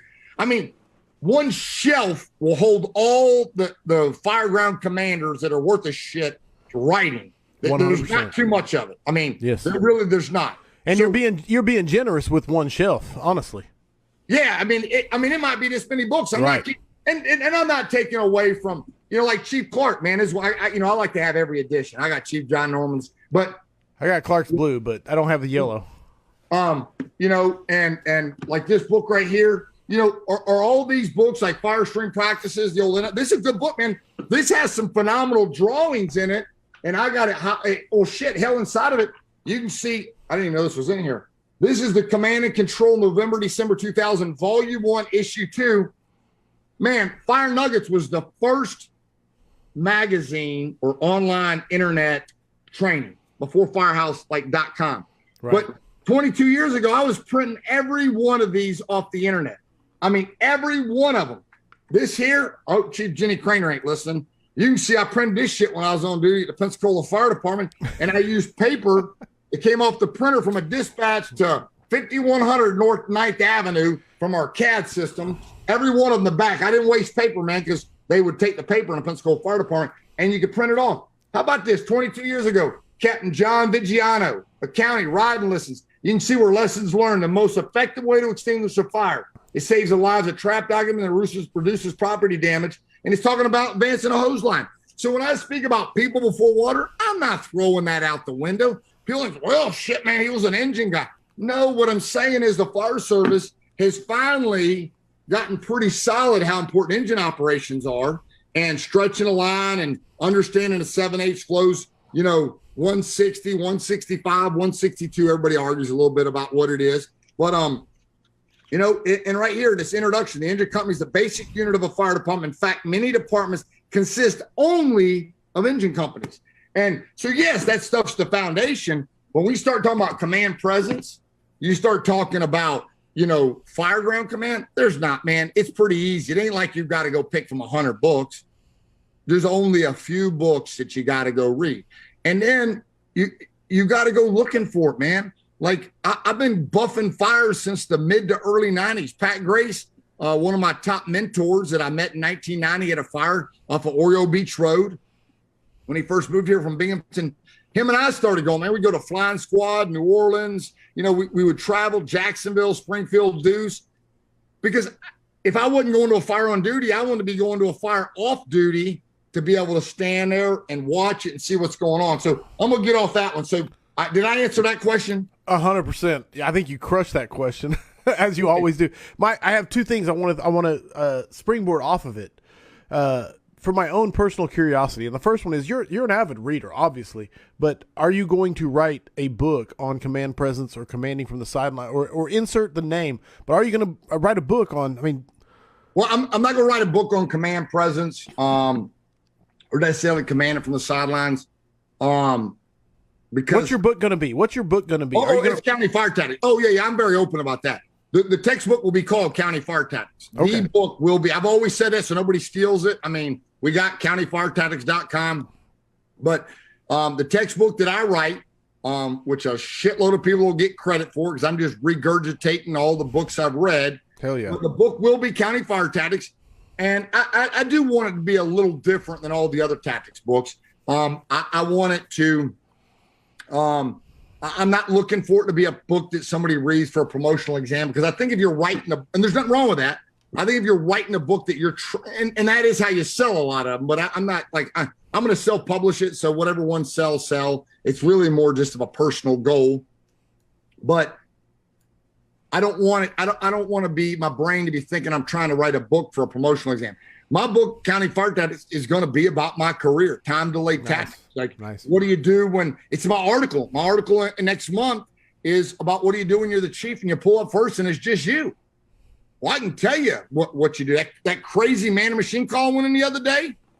I got out of my car. I grabbed a bag that sits in the seat right behind mine. It's like a toolbox. I'm a chief. I got a bag. It's got like 6 different types of wedges. It's got a railroad tied. It's like all, homemade up for weird forcible entry shit, tape measure, every type of wire cutter. Excuse me. And then I carry a different light. I mean, I got the Vulcan that I wear on the strap, but I think all chiefs should have that light that's made by Streamlight, the new one. Like the one Chicago still carries instead of a Vulcan, the big type of old school Streamlight, but it's a new one. It's got 3 bulbs in the front. But the head moves. Right. Well, I used it 3 times in the 6 days I was on duty. One of them was a fire in a big old $2 million house on the water in Gulf Breeze. I sat on the floor and I turned the head up so I could see where I was operating. I was pulling some ceilings. I apologize. I should have called for a fireman to come in there and hook the ceiling, but I was getting excited thinking about Champo and his training minutes and doing the punch technique. You know what I mean? So I was campoing the ceiling, you know, because I'm still a kid too, man. Shit, I love this stuff. And I was thinking about Champo because I'm a geek, man. I'm like doing the punch thing, and I'm not holding the light. I don't need nobody to light. So I set it down because it's my hand light. I mean, I'm a chief. I got a light. I set it down. And then on that special ops call, they use that light a bunch because they could move the head. It could lay it on its side, you know. But I pride myself. When I got to that call, some people will be like, what in the hell is that micromanaging white hat guy doing? You know what I mean? Because I'm going in with a light and I got my bag. I didn't use that stuff. I brought it with me for my guys to use it. I gave it to them. When I'm in there, I'm trying to get them in a game. On that call, I can tell you the whole time I was trying to figure out how to build up everybody into the deal. The newest firefighter to the most, I was trying to get them all in the game. That's what my dad raised me to do. I'll never forget one time we had an activated fire alarm at Bay Breeze Nursing Home, probably the late 80s. And I heard my dad, middle of the night, tells the lieutenant, comes back. It's volunteer fire department. Lieutenant gets back, and my dad said, why'd you cancel everybody? And my dad said, they want to go to this call. You literally let them get out of bed, get their heart pumping. My dad was in the military. You never let them discharge their excitement. You could have waited 2 more minutes, let them get there. They see it's nothing. That's better than you saying it's nothing. Right. You know, and so my dad taught me to don't prematurely cancel the box. Let the box come and see it's nothing. Let the box figure out where they're going to park 4 engines and a ladder in that parking lot or that neighborhood. And so my dad really always told me everybody wants to be on the field. And in the fire department, there ain't no rules like soccer where only 11 can be on the field. My dad said, get everybody in the game. Call them all to the party. It's free. Give out the invitations. You ain't paying 25 cents or 50 cents for a stamp. Give them out. You get on the radio, it's just like this. Battalion 2 Escambia, transmit a second alarm. Battalion 2 Escambia, transmit a third alarm. Hey, Battalion 2, will you send Squad 14? Because they weren't on the second or the third. Fuck, all I wanted to do was get them in a game because they've been training the last 2 months. You know what I mean? On throwing ground ladders. Hell, I'm just trying to get them in a game. And the more you get everybody in the game, the stronger the team's going to be. Love it. So if we could get more people thinking like that, that'd be great, man. Like, you know, so we were at this call the other day, and there's a bunch of maintenance guys standing around, and I sent 2 guys to go get 2 water cans. And a maintenance guy, you know, and he was a sharp dude. You know, you could tell mechanically inclined, like a typical mechanic, you know. Right.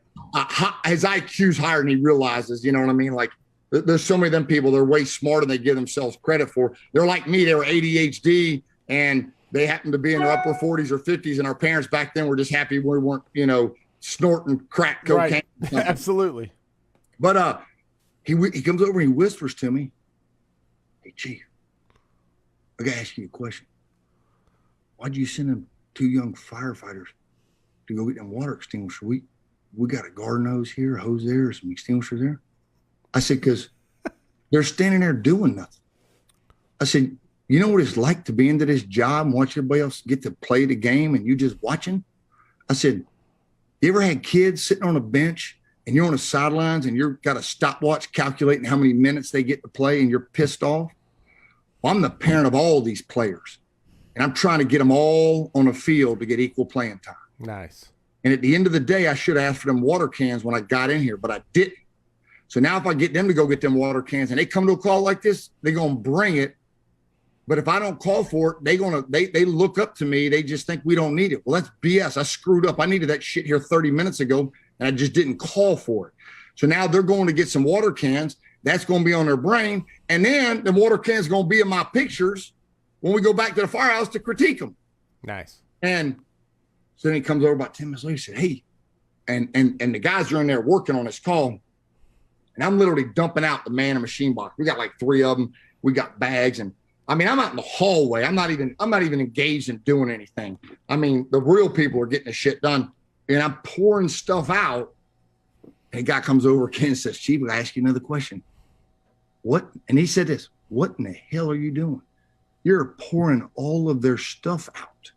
Are you just trying to create more for them to do when this call's over? I said, no, I'm throwing darts at the dartboard. He said, what? I said, you think we've been on one of these calls before? I said, I'd like to tell you we've been to 1,000 of them. Or we ain't never been to one of these before. I said, we've been, kids ring on their finger, cats and a lazy boy. I said, we got a lot of cool toys, but we don't get to use them all the time.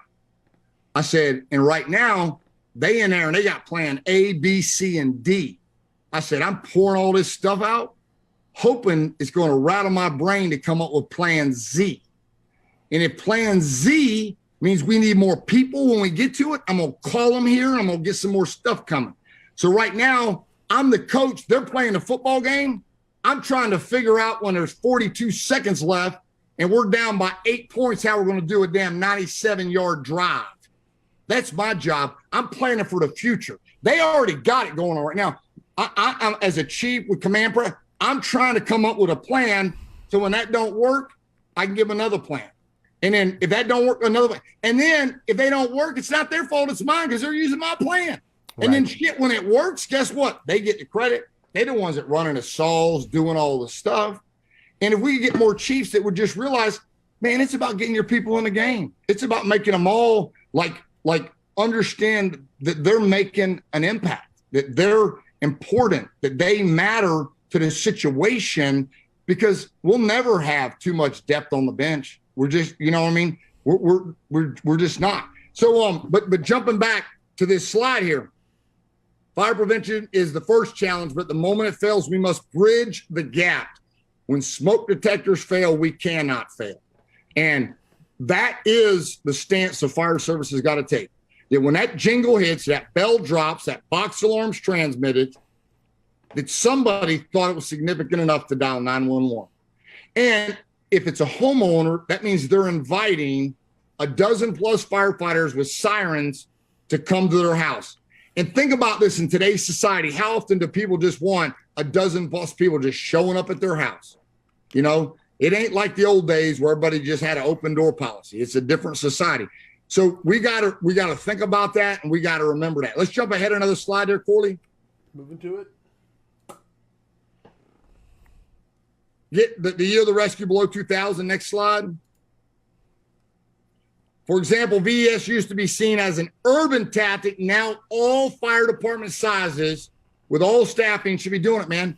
If you pull up and there's only two people, there's nobody else, and you got a confirmed entrapment and you got Bob the neighbor saying they're in that room, that's a rural tactic. VES is a rural tactic. Go for them and let the house burn down and you're a success. Two people, that's it. Two people on a rescue, just understanding vent point ignition, a little bit of art of reading smoke, all that stuff. We'll go to the next slide. Was victim found initial room of entry VES total recorded rescues? Yes, 81%. That's crazy. So only 19% they went beyond the door. So even if that's what, remember earlier I said I'm not going to pick on the fire department says you can't go past the room. Shit, how can I pick on them? There's only 19%. Mm-hmm. If everybody in the country embraced and just trained on it as an option, it's not taking away the traditional search. Don't people take me out of. But if every fire department at least was open to it, man, 81% victim was found in the room. Next slide. People for water is all about civilians and survivability. We still care about water for the rescue, initial attack line says more. But a hose line of water don't pull no way out of a building. Right on. Fires don't burn hotter, they just burn faster. Fires don't burn hotter, they just burn faster. I mean, 3 minutes and 40 seconds, to flasher. So we now don't have that 20 or 30 minutes. We don't have an engine and truck pulling up at the same time. So we got to create dual staffing firehouses by letting the two closest firehouses come straight to the scene. That's how you create dual staffing. The two closest firehouses come straight to the scene. The third firehouse is going to get us a water supply, preferably a reverse lay, so you can drop everybody off but the driver, and then they can go to the plug and they can pump the rig. Time versus survival rate. I love this slide. 2 minutes. 2 minutes. Then go to 2 to 4, then go to 4 to 6, go to 6 to 8, 8 to 10, and then it drops off. So there's a slide that says, these are just numbers I made up. I think we need to get 6 firefighters on a fire ground in under 6 minutes. Like, let's just say you're a 3-person staffing fire department. So if you can get 2 fire trucks that have 3 on each, 6 people, and your department trains that 4 of those 6 are going to get a hose line into operation to get water on the fire, to control interior fire spread, means of egress, all that stuff. The last 2, they're your search people, whether it's an oriented search, left, right, through the front door, through the side door, the back door, I don't care. Or back up on that last slide, just back up to second quarter, or 8 within 8. Because why do I say 8? Because if you can't get there in 6 minutes, you better have 2 more minutes or 2 more people to make up for lost time. People say, why 6 within 6, but 8 within 8? Because if it's going to take you 8 minutes to get there, you better have 2 more people to make up for lost time. You're going to need people to buy time back. Quicker stretch, and you're going to need more people searching because you're running out of time. When you get past the 8 to 10 minute mark, it drops drastically right there. And so that's where it is. You can jump to the next one. Here, the rescuer must commit to rapidly placing enough firefighters at the scene on the fire ground to simultaneously attack the fire and search. We're talking about, guys, we're talking about single-family dwellings. I ain't talking about Boston where they're pulling out with an engine, a truck, and the same firehouse and a chief and putting 10 people on the fire ground. Yes, the first or second engine's going to get a hydrant. Don't take me out of context. I hate it when people say, you pull up at a county fire department, a suburban fire department, a private dwelling, 1,800 square feet, 2,200 square feet, 3-bedroom, 2-bath, 4-bedroom, 3-bath, whatever it is. People are in the house, and it's a bread and butter fire. You need people on the fire ground more than you need a hydrant. You just brought 750 with you. Yep. Second ring's got 750, or you got 5 and 5. By the way, the 750-gallon booster tank, that's 300 water cans.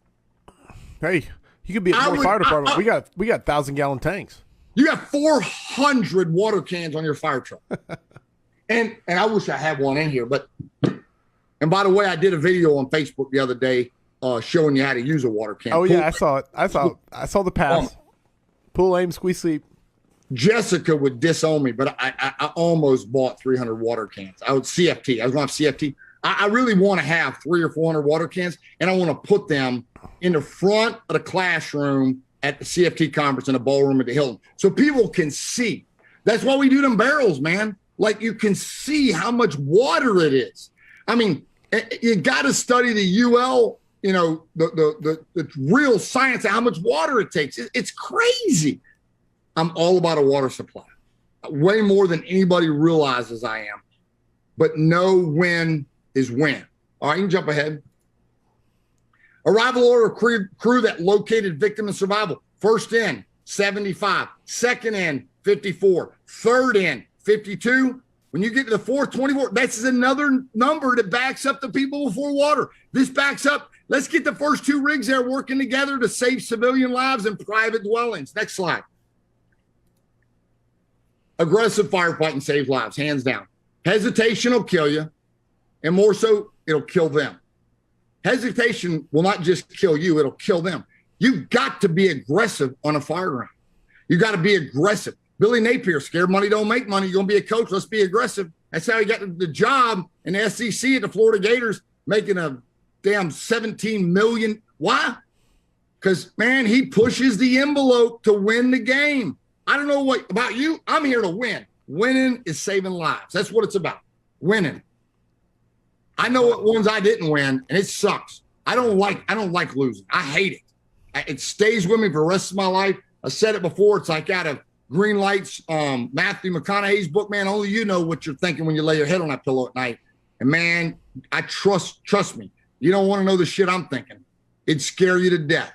We got to think of victim report versus total recorded rescues. Report of victim, 69%. Report of everyone is out, 3%. No report, 28%. Yeah, that's huge. No report at all? Hell, that's a 1 in 3. I hope it ain't your family when you say, I ain't nobody in there. I ain't going in. It's a vacant house. I mean, shit. Hell, even if there ain't nobody in there, if you know what you're doing, most of the time you ought to be in there fighting fire for the experience. I said it right here on Scrap. Yes. Even if nobody's in the house, it's your job to still go in there and put the fire out based on insurance, premiums, and ratings, and study the history about that. That's why they got ISO. If they think you suck as a fire department, insurance is higher. They think you're good. Tell the insurance company, yeah, we don't fight fires inside. Your people are going to be paying higher premiums. Jump ahead. The year of the rescue, how to achieve the cultural shift for them. 6 firefighters on the scene in 6 minutes, or 8 firefighters in 8 minutes. The firefighter must be operationally engaged in a short time. Yes. That means we jog and sometimes jog fast. If you don't like the word running, just say jog fast. I mean, we won't run on the fire ground. We're just going to jog fast, or we're going to move with purpose. They will complete fire attack and search in residential dwellings. We got to be searching all spaces. We just have to. You can jump ahead. Did search crew have a hose line versus total recorded rescues? Yes, 11%. No, 89%. Did search crew have a hose line versus total recorded rescue? We're going to take a break and then we'll answer some questions. This slide here, this is people before water. What this does is, I've always been about stretching a line and putting water on a fire. But the numbers we can't argue with the numbers. They're real world. These are numbers from Oklahoma and Florida and Alabama, Mississippi and California and Washington. Like, this is a diverse set of numbers, over 2,000 rescues. 89% did not have a hose line. That tells me that we've been killing a lot of people by trying to search within the first so many minutes with a hose line. Yeah. The hose line's job is to put the freaking fire out. The search crew's job is to find people and remove them. That's foundational urban tactics back to Freed's book.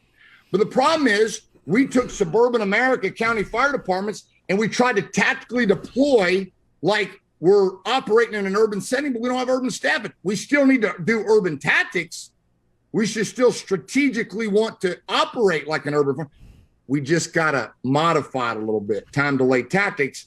And sometimes we kind of got to divert from foundational tactics based on our lack of response model or staffing or whatever it is. But we'll take a break from the slides because this isn't about just doing the whole class. I just kind of wanted to get some people motivated that gotta, if you make a grab, even if they don't make it, you got to fill out firefighter rescue survey. You got to. It's not an option, man.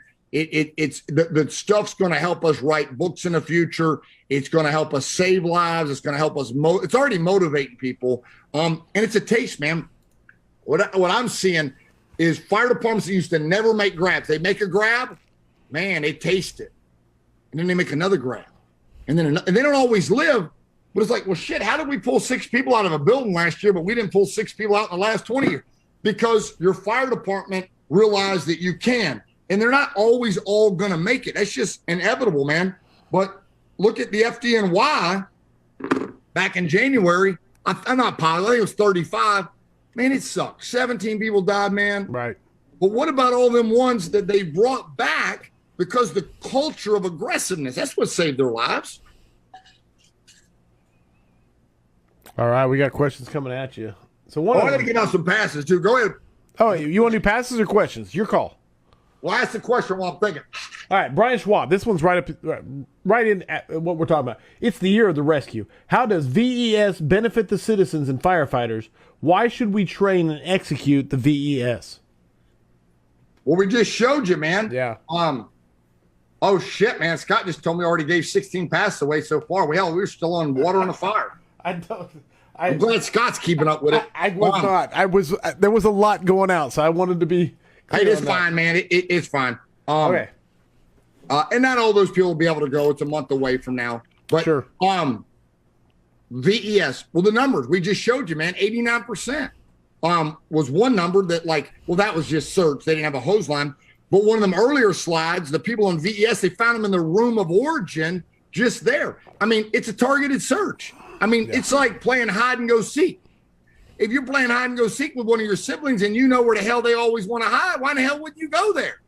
I mean, you're going to go right for their primo spot under the stairs or their toy box, or you all know what, I mean, you know what I'm saying? Like when you played hide and go seek as a kid, you know where your cousins, when you were there on Thanksgiving, what their spot was. You didn't search everything. You went straight for the kill, man. You went for the target. You know, it's a targeted search. It's 2:00 in the morning. Middle-class neighborhood. Everybody's got the same looking mailboxes. All the grass is cut and looking good.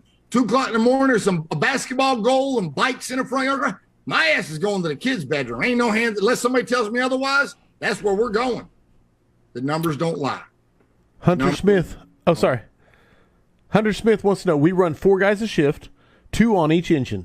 Would you say it's better for the crews to put the line in place first and 2 guys split off for search, or first in crew begin search and second crew begin fire attack? Well, I mean, that you got to decide that. I'm not here to drive your tactics. I'm a big hose line person, man. Like, 99.99999% of the time, you need to be getting a line stretch and be getting it in the build and put water on the fire. Water creates and maintains survival space. I don't want to sound like a broken record for all the people that listen to them, but water creates and maintains survival space. It just is what it is. No, it's a great message. For an hour alone. So water does everything but pull them out of the house. Yes. If we could find a way to make water just make all, residual smoke go away, you know what I mean? The unburned fire gases, that would be great, but we can't do that. So the answer is you still got to get a line in place. Teach your fire department that when they're getting that line in place, they're still sizing up for search. When they're pushing in the front door, that, if the line's pushing down a hallway or going to the living room, as soon as they get water in the fire and you feel pretty confident, you got, your brain's thinking, how many seconds have I been flowing? If you're flowing, let's just say you're flowing 2.5 gallons a second, which is a 150, 150 Chief or, 7/8 smoothbore. If I flow for 30 seconds, that's 75 gallons of water in a 10 by 10 room. That shit ought to be out. Right. I mean, especially a guy or gal knows how to water map properly. So you have to have you have to be experienced enough to have a cognizant understanding of fire ground time. That's the number one thing that I think is hard for people to achieve experience-wise is fire ground time. As a chief, it's important to me to understand fire ground time. And I'm going to get off for a second, I'm going to come back to this question. If I send, a crew to the roof, if I get on the radio and, I just say, hey, Tower 7, go to the roof, I need to think about what kind of roof it is. I mean, if it's down in Warrington or West Pensacola and it's a 70, 80-year-old building, flat roof, and based on hurricanes, it's had a roof over a roof over a roof, and I want to do a 798 cut. First and foremost, I ask myself, they ever even done one before? I mean, how much experience did they have? What saw did they take? What blade did they have? And then I got to have a realistic fire ground time. I can't be calm in 2 minutes. Oh, you got that whole cut? You know what I'm saying? That's when a chief doesn't have experience, is when they're on the damn radio talking, asking somebody and shit. They ain't even started the tactic yet. You send someone to the back of a high security, taxpayer strip mall, whatever you want to call it, where they got drop bars that are locked in place and pull pins. And 90 seconds later, you want to know if they got in the building? Hell no, they ain't got in the building. Shit, they ain't even got the saw cranked yet. So those are things where I call it time delay tactics, fire ground, time comprehension. That you got to understand and have enough experience of how long it takes to do something. When your kids are little and you tell them you're going in the bedroom with mom to pay bills, you got to understand how long that's going to take, right? And it never takes as long as you wish it did, but that's a whole story in itself. But the reality is the hose line's always going to be the foundational thing, man. And that's why I read it out of this book earlier, just like, and I've had that book, shit, man, probably since 1988. I mean, I remember having it, I don't know what year this book came out, but it was probably the 80s. And this was a big deal for me, this book, 1986. And this is a good book. Most people don't even have this book. And it has a goofy ass picture on the front, but it's a pretty actually good fire ground operations book, in my opinion, of what to do, what not to do, and that sort of thing. So that's always going to be our foundation. We just got to start making search a priority. Yes. People say it is. I would say, I'm going to go out on a limb, and I probably shouldn't do this. I would say less than 50% of the American fire departments, I don't want to say fire service because there's too many awesome firefighters listening tonight, but culturally, your department as a culture makes search a priority. Less than 50% do. Because why? Because you've been fortunate. You've been lucky that you didn't have anybody die in a fire in the last 10 years or 20 years. You know what I'm saying? Nope. You let, like Sky, I'll always say her name. My daughter played on her softball team just a couple miles from my house. died in a master bathroom up on the 3rd floor. And, Midway was already a phenomenal fire department. I'm partial to it because, one of my lifelong best friends is the chief. My dad was his chief and he was my dad's chief. But make no bones about it, Chief Kansi was on here. He would tell that Scott definitely, all that did was just elevate that search as a priority. Why? Because we're an upper class waterfront type peninsula community. And we did when I was younger, my dad experienced a lot of civilian fire battalions in the 70s and 80s because of heaters and wood burning stoves. It was rural, lack of fire alarms and all that other stuff. But that's why it's not that somebody doesn't want it to be. If you hadn't experienced, you hadn't experienced it. I tell people all the time, Escambia, you know why search is a priority in our culture? 21 civilian fire battalions in a little over a year within the first couple of years of us becoming a paid fire department. You put that many people in a body bag in a fire, it becomes a priority, So we're, even though I'm proud that it is a priority for us, there was a price that was paid by a lot of people for it to be. Not that it was anybody's fault that we weren't before, but that's just how it works, man. Alabama football, that's a winning culture. It's expected, man. When they're not winning, the alumni is going to turn on them like you have never seen before. They just expect to win. And when you have an expectation that, hey, we're going to search and remove trapped occupants from a building, which I think FDNY is providing us the foundation the way it should be. I don't think anybody's doing it better than them. I think people are getting close. Then we're all going to be there. We should all, or Chicago, there's a lot of Boston, phenomenal fire departments that do a lot of shit. Awesome. And us smaller fire departments need to be trying to be like them, but adapt it to our own staffing and our own experience. That's all it has to do with. Stop saying I'm not New York. Shit, no, I ain't New York. But I sure as hell love the way they put stuff out, man. I was the fire incident commander, whatever. I was in charge of a worker's leg in Ron's car wash years ago, like 7 years ago. Very, man of machine, special ops call, pretty freaky call. We blew 2 hydro rams at 10,000 pounds, jacked up. We probably went through 30 or 40 reciprocating blades. Hell, Tim Nagum, his job was to take 5 reciprocators and change out the blades. So when you needed one, they just handed you a whole new reciprocator. Oh, wow. So the one that they just used could cool off. And Tim was changing out the blades. I didn't do shit. I didn't write nothing up. I didn't do a post.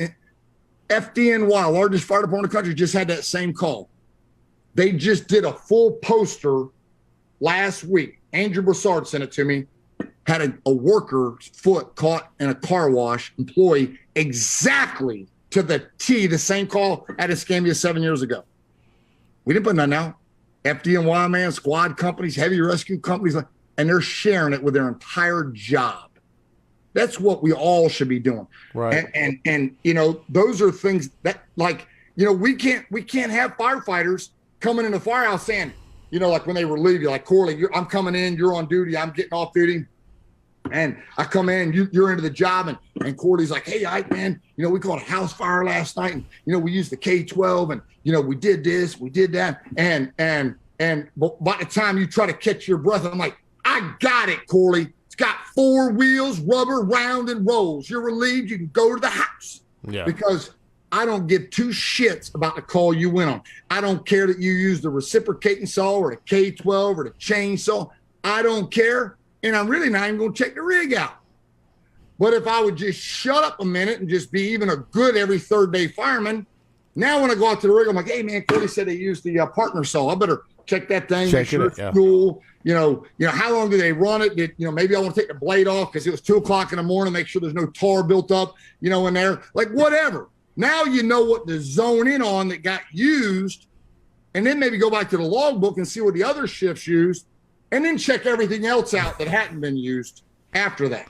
But that's because we are the lucky ones. Yes. We are we're into it. We want to know, we want to hear, what's going on, what's happening. That's why we are who we are. 100%. I'm looking at questions coming at you. I like this one. Hey, let's give away an A-Truck pass. Go. All right. How many viewers we still got? We're still up over 150. I mean, we've taken a toll, but go ahead. That's all right. A-Truck. What is the standard requirement pre-1993, the pressure, pre-1993 on a standpipe system, before 1993, what's the pressure got to be on the standpipe? It's the reason we technically should use 2.5 inch and a smooth bore. Right? That's for a free A-Truck pass. And then on top of that, you got to add in what's post 1993. What was after 93? They raised the pressure that it had to be pre 93, post 93 for a free pass to A-Truck. I'm glad Scott keeps track of this because it's just flying past now. This is our third stream. Huh? This is the third stream of the night because we restarted so many times. This one's over 600 comments. JJ's giving me the answer. Fucking JJ don't need no free pass. He goes to everything for free. I'm proud of you, JJ. All right. That's for an A-Truck pass. All right. We'll do another A-Truck pass for those people listening up. Okay.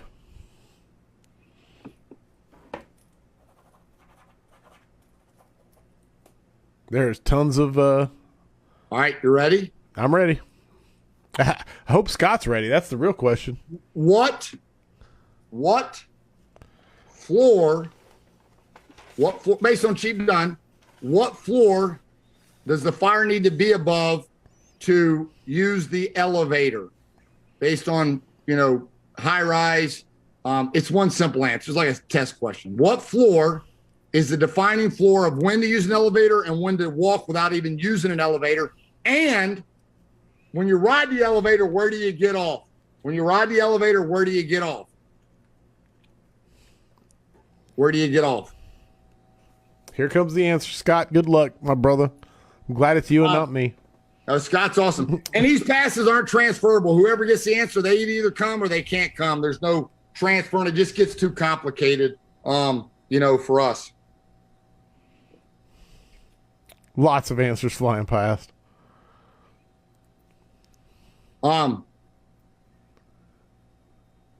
Somebody's already got it. I mean, it's really a pretty easy question. It's quite around the board. Hey. So, this is mostly for Florida firefighters. We're going to give out to the Gator seminar. I'm teaching a 2-day command from the sideline / it's worth the risk, people before water, a hodgepodge of different stuff. We're going to do a social. I'm only doing 50, maybe 60. It's on a Thursday, Friday with a Florida football game on Saturday. And I'm going to give away a free pass to the Florida Gator seminar. And you could be from out of Florida. I just don't know how many people are going to fly for a 2-day seminar into Gainesville. You ready? Yeah, so they're still throwing answers at Scott, but yeah, we're ready. Oh, somebody better have already answered that. I'm going to give the answer. I'm going to tell you what it is. 65 and 100 in the 7th floor. So pre-93 was 65, post after 93 is 100 PSI, and the 7th floor is the defining floor. And where do you get off? Where do you get off? 7th floor and? Or it's 2 floors below. Okay, yeah. There was a lot of them that said. I don't know who said it first. A lot of them said both of those answers, but I don't know who said it first. That's all right, man. I'm just excited. We got 150 brothers still hanging with us late at night, having a good time. So for the Florida Gators seminar, what's the standard number that you pump the FDC for a standpipe system? It's the most common state test question, especially in Florida for the inspector's test. What pressure do you pump the FDC as the most common number used in the textbook for a free pass at a Florida Gators seminar in Florida? I like Scott's like, go. The magic pumping number for everything, honestly, on every test question. I got Shane over here texting me. Let's see, I got another test question on here. Okay. All right, for another Gator seminar pass, Florida Gator seminar pass, what year did the RAM get released? The Rapid Attack Monitor by Elkhart. What year did the RAM get released by Elkhart? Has the inch and 3/8 tip on it.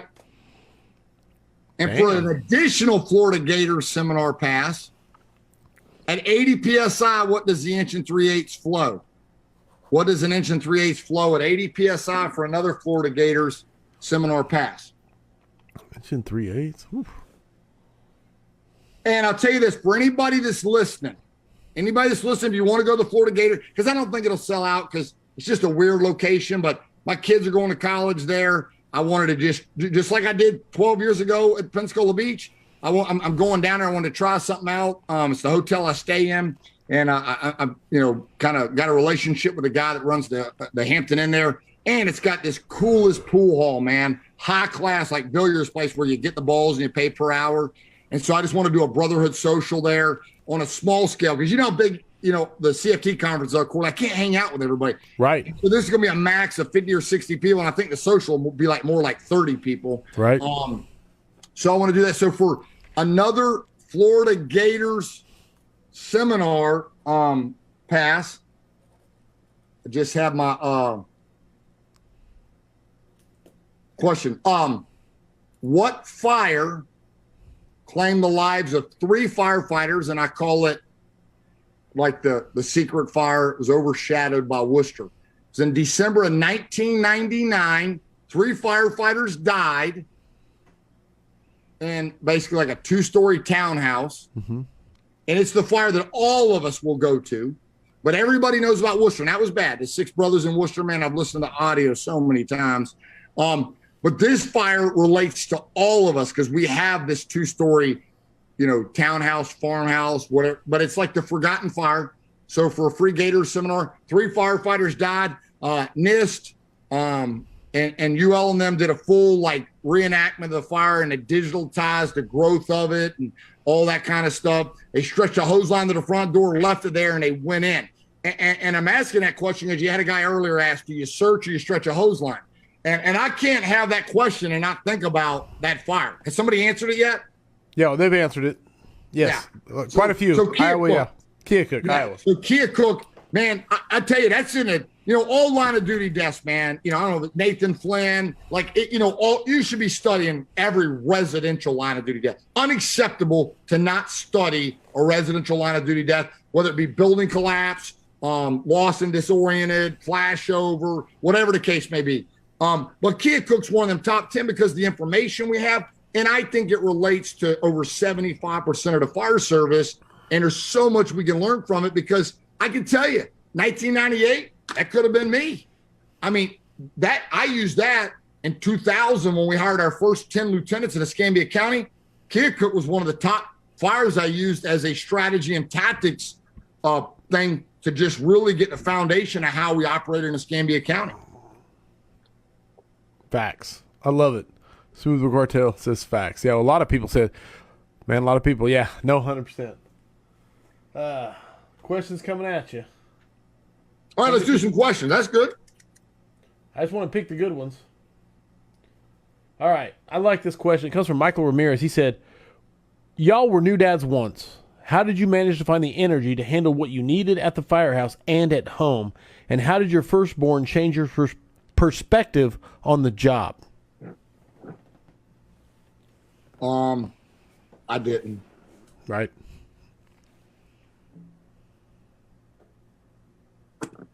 I gave it all to the fire department.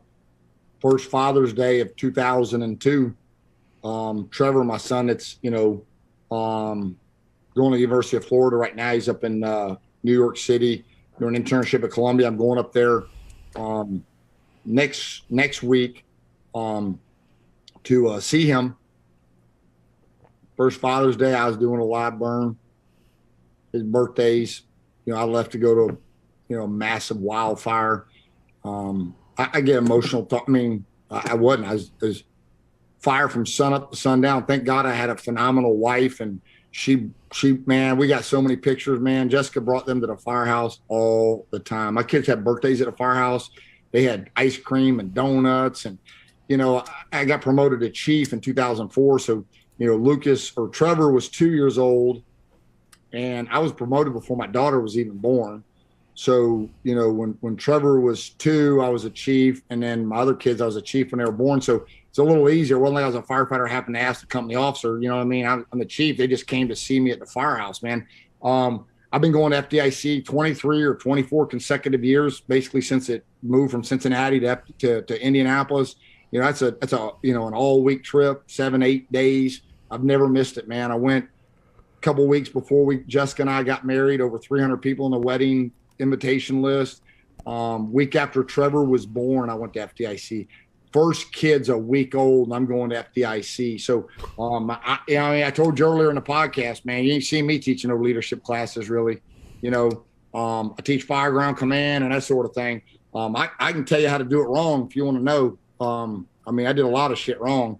I'm trying to get it right now. CFT conferences, for anybody that doesn't know, big reason we did them is so I could bring everybody here and I didn't have to go nowhere. I could hang out with like-minded people. When I got into doing conferences, making money wasn't even on the radar. Does it have to be on the radar now? Shit, yeah. I got damn 2 kids in college trying to pay for 5 cell phones. You know what I mean? 5 cars. You know what?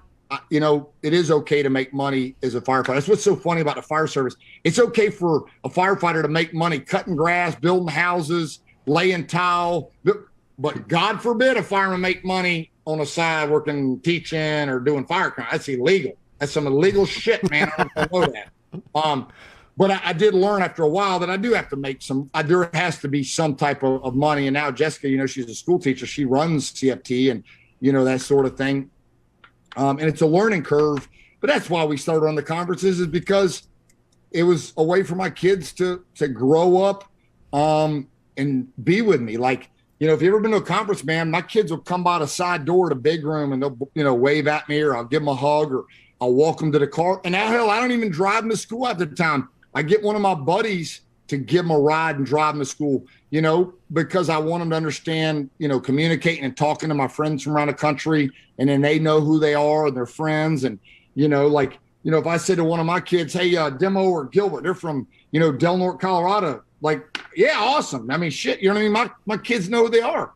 But if I don't do that, I'm out of town for a week, it's not the same feel for them that I'm somewhere that there's a relationship, with them. So I think I got that part right, building the fire service in as a part of my family. And, I would say most of the people on the CFT team that have been with us, man, they've been to my house to break bread, so I really don't have a good answer.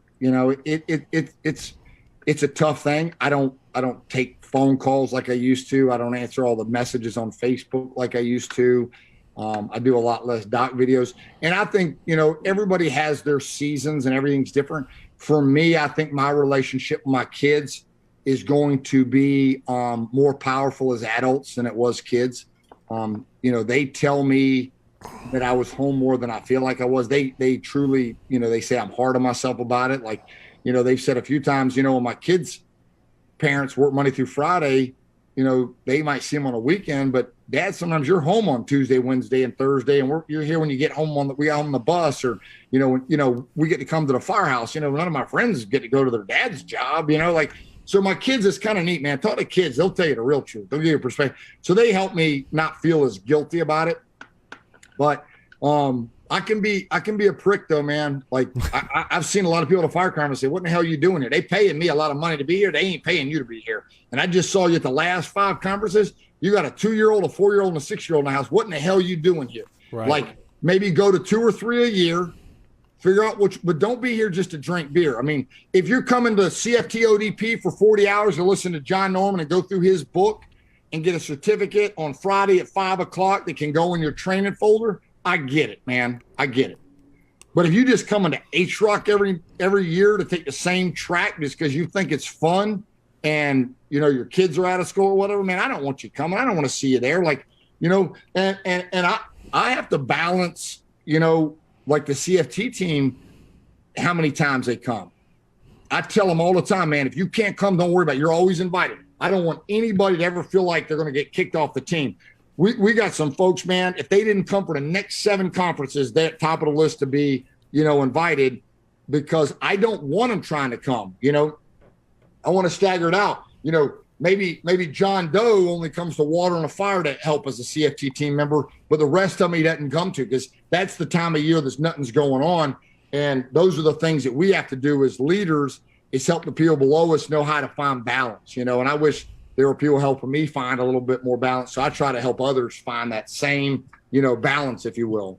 And to tack on to that, 1,000%, this job will absolutely replace what is most important in your life if you allow it. And yeah, 100%. Real quick, for COBC, free pass to COBC.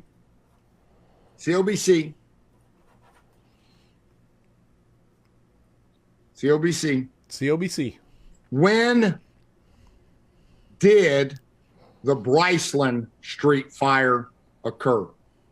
Bryceland Street Fire. 3 firefighters. Accountability was somewhat of an issue with the name front pieces and communication and confusion. What company that got rescued versus the company that was still in there that they didn't know. Bryceland Street Fire. When did it occur? For a free pass to COBC, and that's in honor of Jim Ellis. Ellis. Very nice.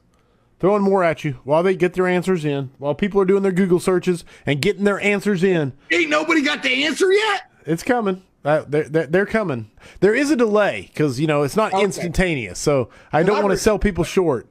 There's some Valentine's dates coming, different night. Yeah, there's a lot. Yeah, it's flying in. They got to get an exact date. I mean, they can throw out I want the year.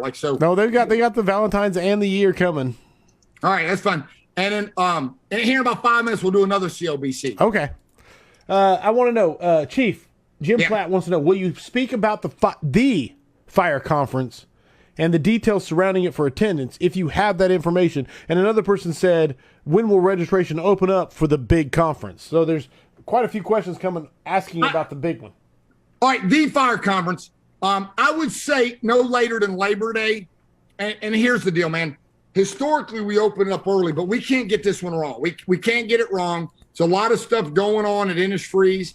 For the first time in 12 or 13 years, I got a meeting with the big boss that I'm not sure I ever met him. He's over all the hotels, Innisfree and all that. We're doing it no matter what. Chief John Norman just called me the other day just to make sure that the dates were good because he's coming from Saturday to Saturday. Chief John Norman will lead the ODP as part of the fire conference. And then I'm going to have, in some of the chapters, I'm going to have Mike Champo teach a chapter, Ray McCormick, FDNY guys, Doug Mitchell's coming, captain of 38 truck in New York. Hopefully he's listening because I'm going to tell him now I'm going to ask him to do a little bit. So I'm going to have, a few FDNY guys because Chief John Norman can't teach 8 to 5 all 5 days. He needs a break. So I'm going to have them do a little bit, but that'll be the traditional, the big room. That'll be the CFT ODP Class A on Monday, 8 to 5, certificates given on Friday at 5 o'clock, in the conference party Friday night. And then we're going to have a CFT Fire School, which used to be a conference, but it's all 5 days. So on those 5 days, we're looking at definitely 2 days of full hands-on, but maybe 2.5 or 3. We'll see, but we're promising 2 days of hands-on. And that program's going to be 5 days of like tactics, man. That's like a kind of like the Beyond Minimum Standards program. We're hoping to work out with, like one day you'll just walk out front of the Hilton. You'll get on a shuttle bus. We'll take you to Midway to run scenarios.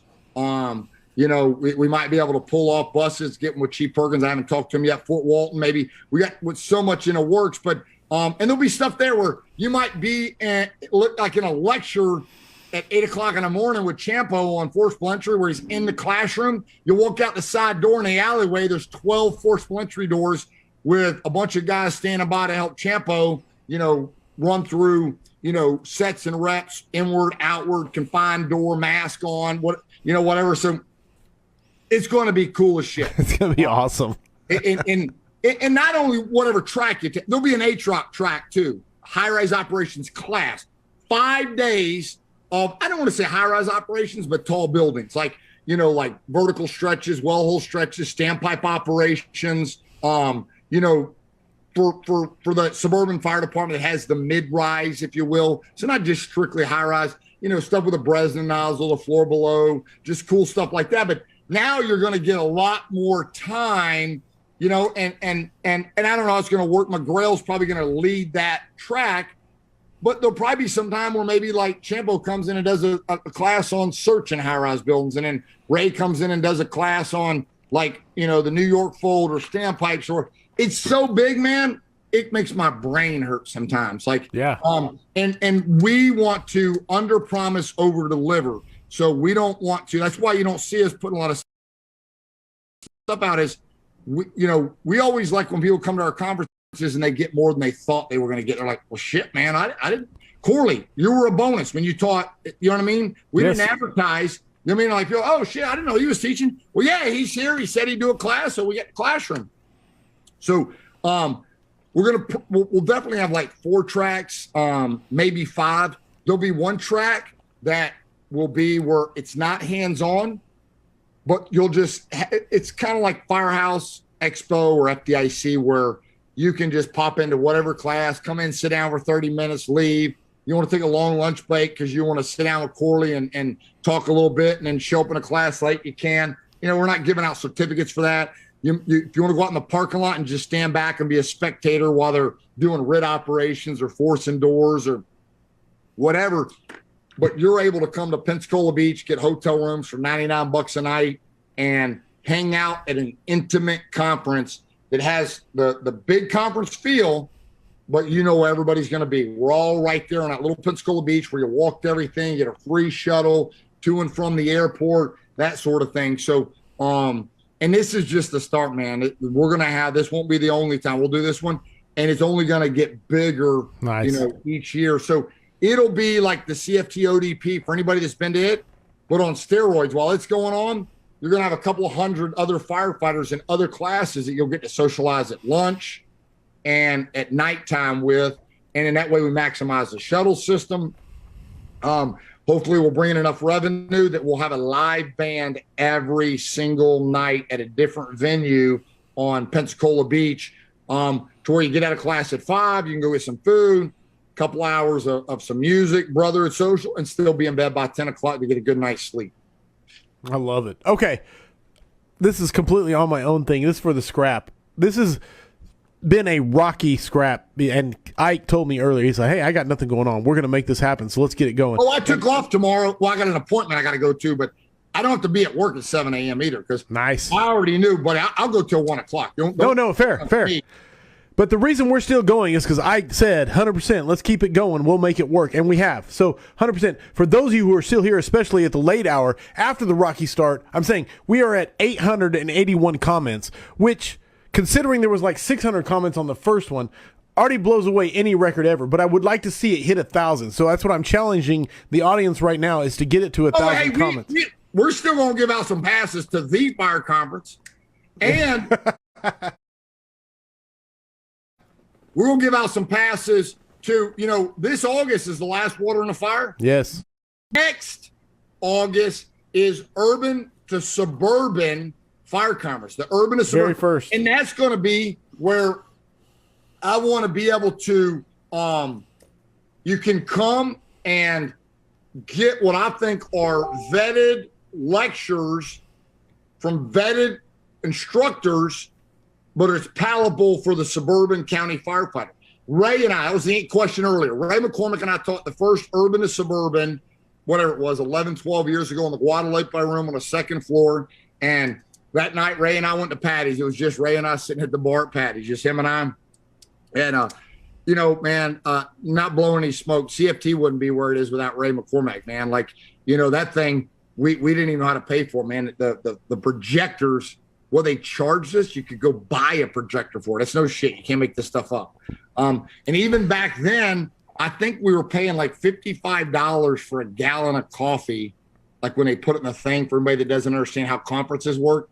It's stupid. Google it sometime. San Francisco now, it's $300 a gallon for a convention in San Francisco for a gallon of coffee when they put it out at a convention table. So the average price, I think, is around 100 gallons somewhere in the country. But so when you go to a conference, you don't really know, man. They charge you for the extension cord. They charge you for the little thing that rolls around. You got to pay for the podium.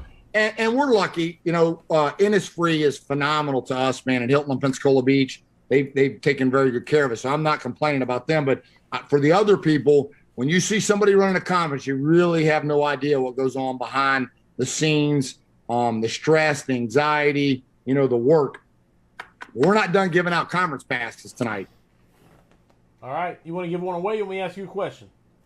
Ask me a question, then we'll give away another, we'll do a COBC. I like this one. I just saw it scroll by, so I was going to see it if I can find it. Hey, Chief, has there been a class you've attended? This comes from Jonah Fatigue. He says, has there been a class you've attended that stands out as having been most influential on you and the way you operate at your department?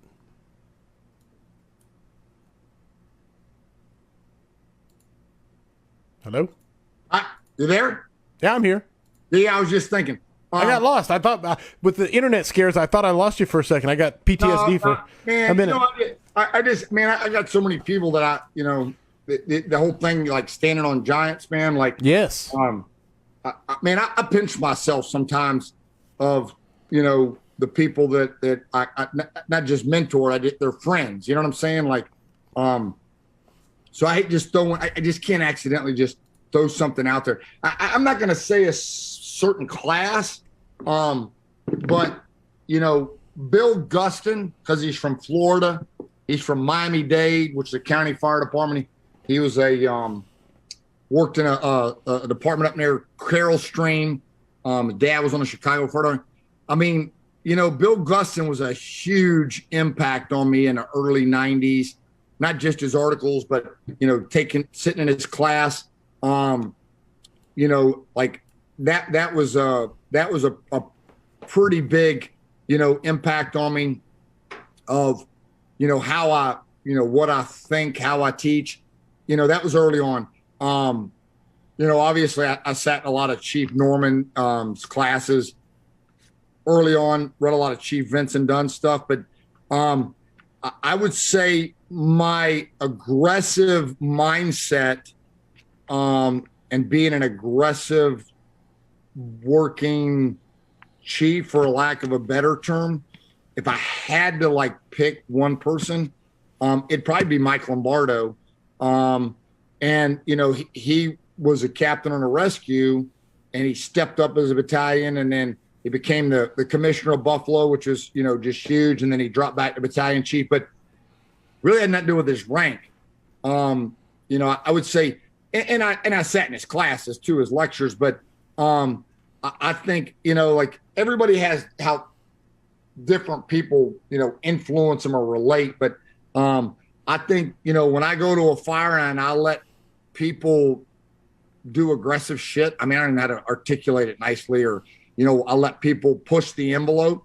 I would say I probably get that from Lombardo, just from looking up to him and knowing that, he loves his family, and, he wants to go home, just like everybody else does, but, you got a job to do. And, right. He, worked in Buffalo, which is a good sized city, but it's not Chicago or anything, but it's a true urban city with a lot of fire activity and private dwellings. And, so probably that, but man, I could name 24, other people. I've taken every class South ever taught at any conference, so there's, so many other people. And then, I got hundreds of hours sitting around listening to Ray mentor me, or, JJ or Champo, and, all those guys. And, man, like you said, I'm a reader, I'm tired of spoon feeding people on social media.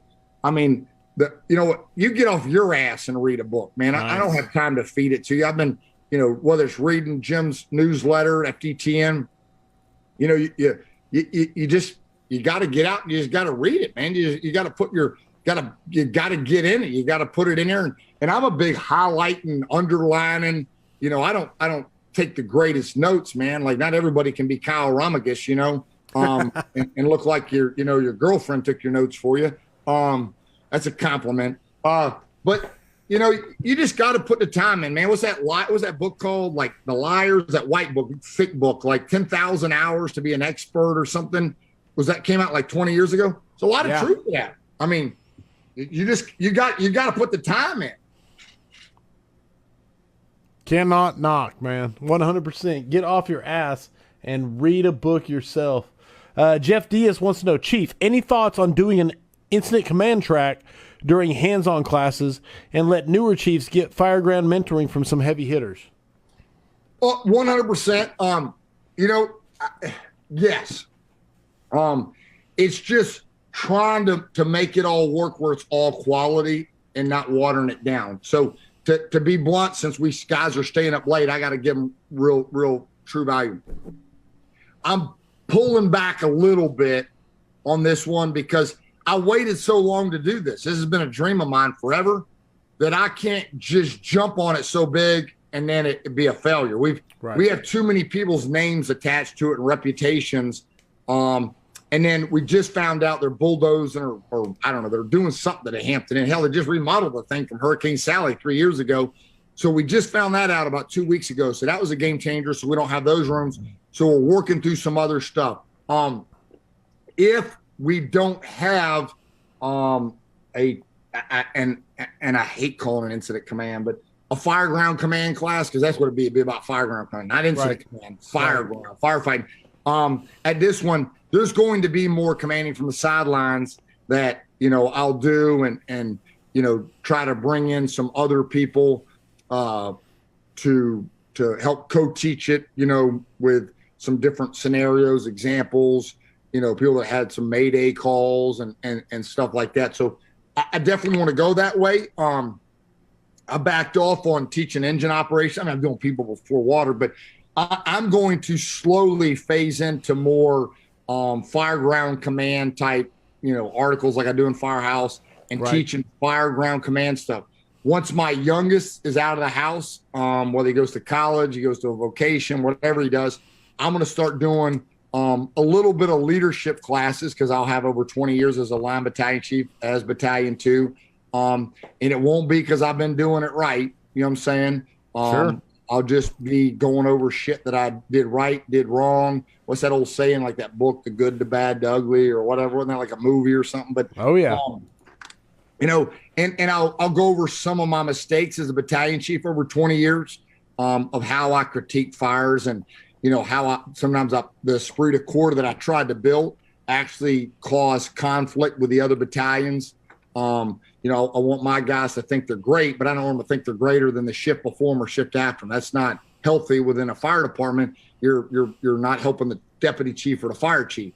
And those are things that I just took me a while to mature and, understand.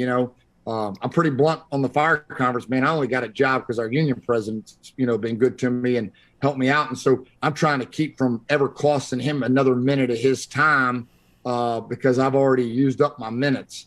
So that just comes with wisdom, age, experience. We were going to sit tonight, we're going to talk about experience matters and the working chief, man. We need more working chiefs with experience. That's what we need. Leading the front lines, showing how it's done. Don't get me wrong. Is there a time and a place for a chief to be wearing polyesters, sitting in the front seat of a car? 100%. I still do it every once in a while, depending on what the incident is. But we still need chiefs putting on our gear, going inside the building and letting younger firefighters know that that's what this job's about. I mean, it's about, getting dirty and doing the job. I love it, man. Chief, you have given me 2 hours and 20 minutes since we got stuff worked out at 9 o'clock. We're 11:15. So I've been drinking 3 bulls. You can't shut me off yet. I'm not shutting you off. You're on number 20 of your 71 slides. I just want to know if you want slides or you want questions. Oh, do you have still questions coming in? Oh, dude, you got questions for days. All right, let's do 2 questions and we'll hit a couple of slides because there's a couple of slides coming up or some pictures of the rigs and how they're set up. And I think that stuff is, I think that stuff's important too. And then it's not just the viewers that are going to win passes. Some people will watch this tomorrow when they're on duty. So, I want to give it while I got the time slated. 100%, brother. 100%. Jonah Fateg said, as a firefighter, how do you encourage an emphasis on the search without stepping on the toes of your command? Man, I don't have a good answer. I'm going to give you the same answer I've given to dozens of people. I'm spoiled rotten, man. I got recruited to go to Escambia County. They came and asked me to come there. The fire chief, the deputy chief, when they first went paid, they were recruiting me before Escambia County went from 16 independent fire departments to one county fire department, 23 stations. So 22 years ago, I was hired as the training captain, the first training captain. There was no chief. I was in charge of training to decide this foundation of how we tactically deployed the tools, the equipment. And then I was promoted to chief at a young age. So I've never had to fight anybody, man. If I went to a conference and I listened to somebody and I believed it, I just went back and initiated. I didn't have to convince anybody. A lot of you, man, you got an uphill battle. The only answer I'm going to give you is from my buddy Rob Fisher, 10 pounds of pressure 100% of the time, man. Love it. Just be patient, work on it. It's an old story, but years ago, the guys in St. Johns County on the east coast of Florida, for over 10 years, they were trying to go from automatics to smooth bores. They didn't give up, and they got it. So if it's worth having, you just keep pushing. Nice. Hopefully you don't get it because of a civilian fire fatality that was possibly a salvageable or savable victim. But as a whole, I do think we're making a positive push. Firefighter rescue surveys giving us the numbers. UL, FSRI's, Fire Service Research Institute, everybody there, the stuff they're doing is phenomenal to give the top brass the information that we do save lives. Because there are a lot of high-ranking, chiefs that they've never been to a fire with a civilian fire fatality, or they've never been to a fire where somebody was rescued and survived. You'd be amazed how many people got scrambled bugles up here, more than I got. And I feel sorry for them, but they truly have a mentality that a human being can't be pulled from a building that's on fire and survive because they've never seen it. So since they've never seen it, they don't know it exists. Can't fathom it. Yeah. Like if they're unconscious, up to their dead. Like, right. But they'll go to an 80-year-old and pump on their chest, think they're going to bring them back to life at a nursing home where they got a do not resuscitate hanging on a bulletin board. They ignore it. You know what I'm saying? Like, so, experience is a powerful thing, man. What you've experienced and how you operate. I've been to a bunch of damn jet ski calls where two jet skis running each other.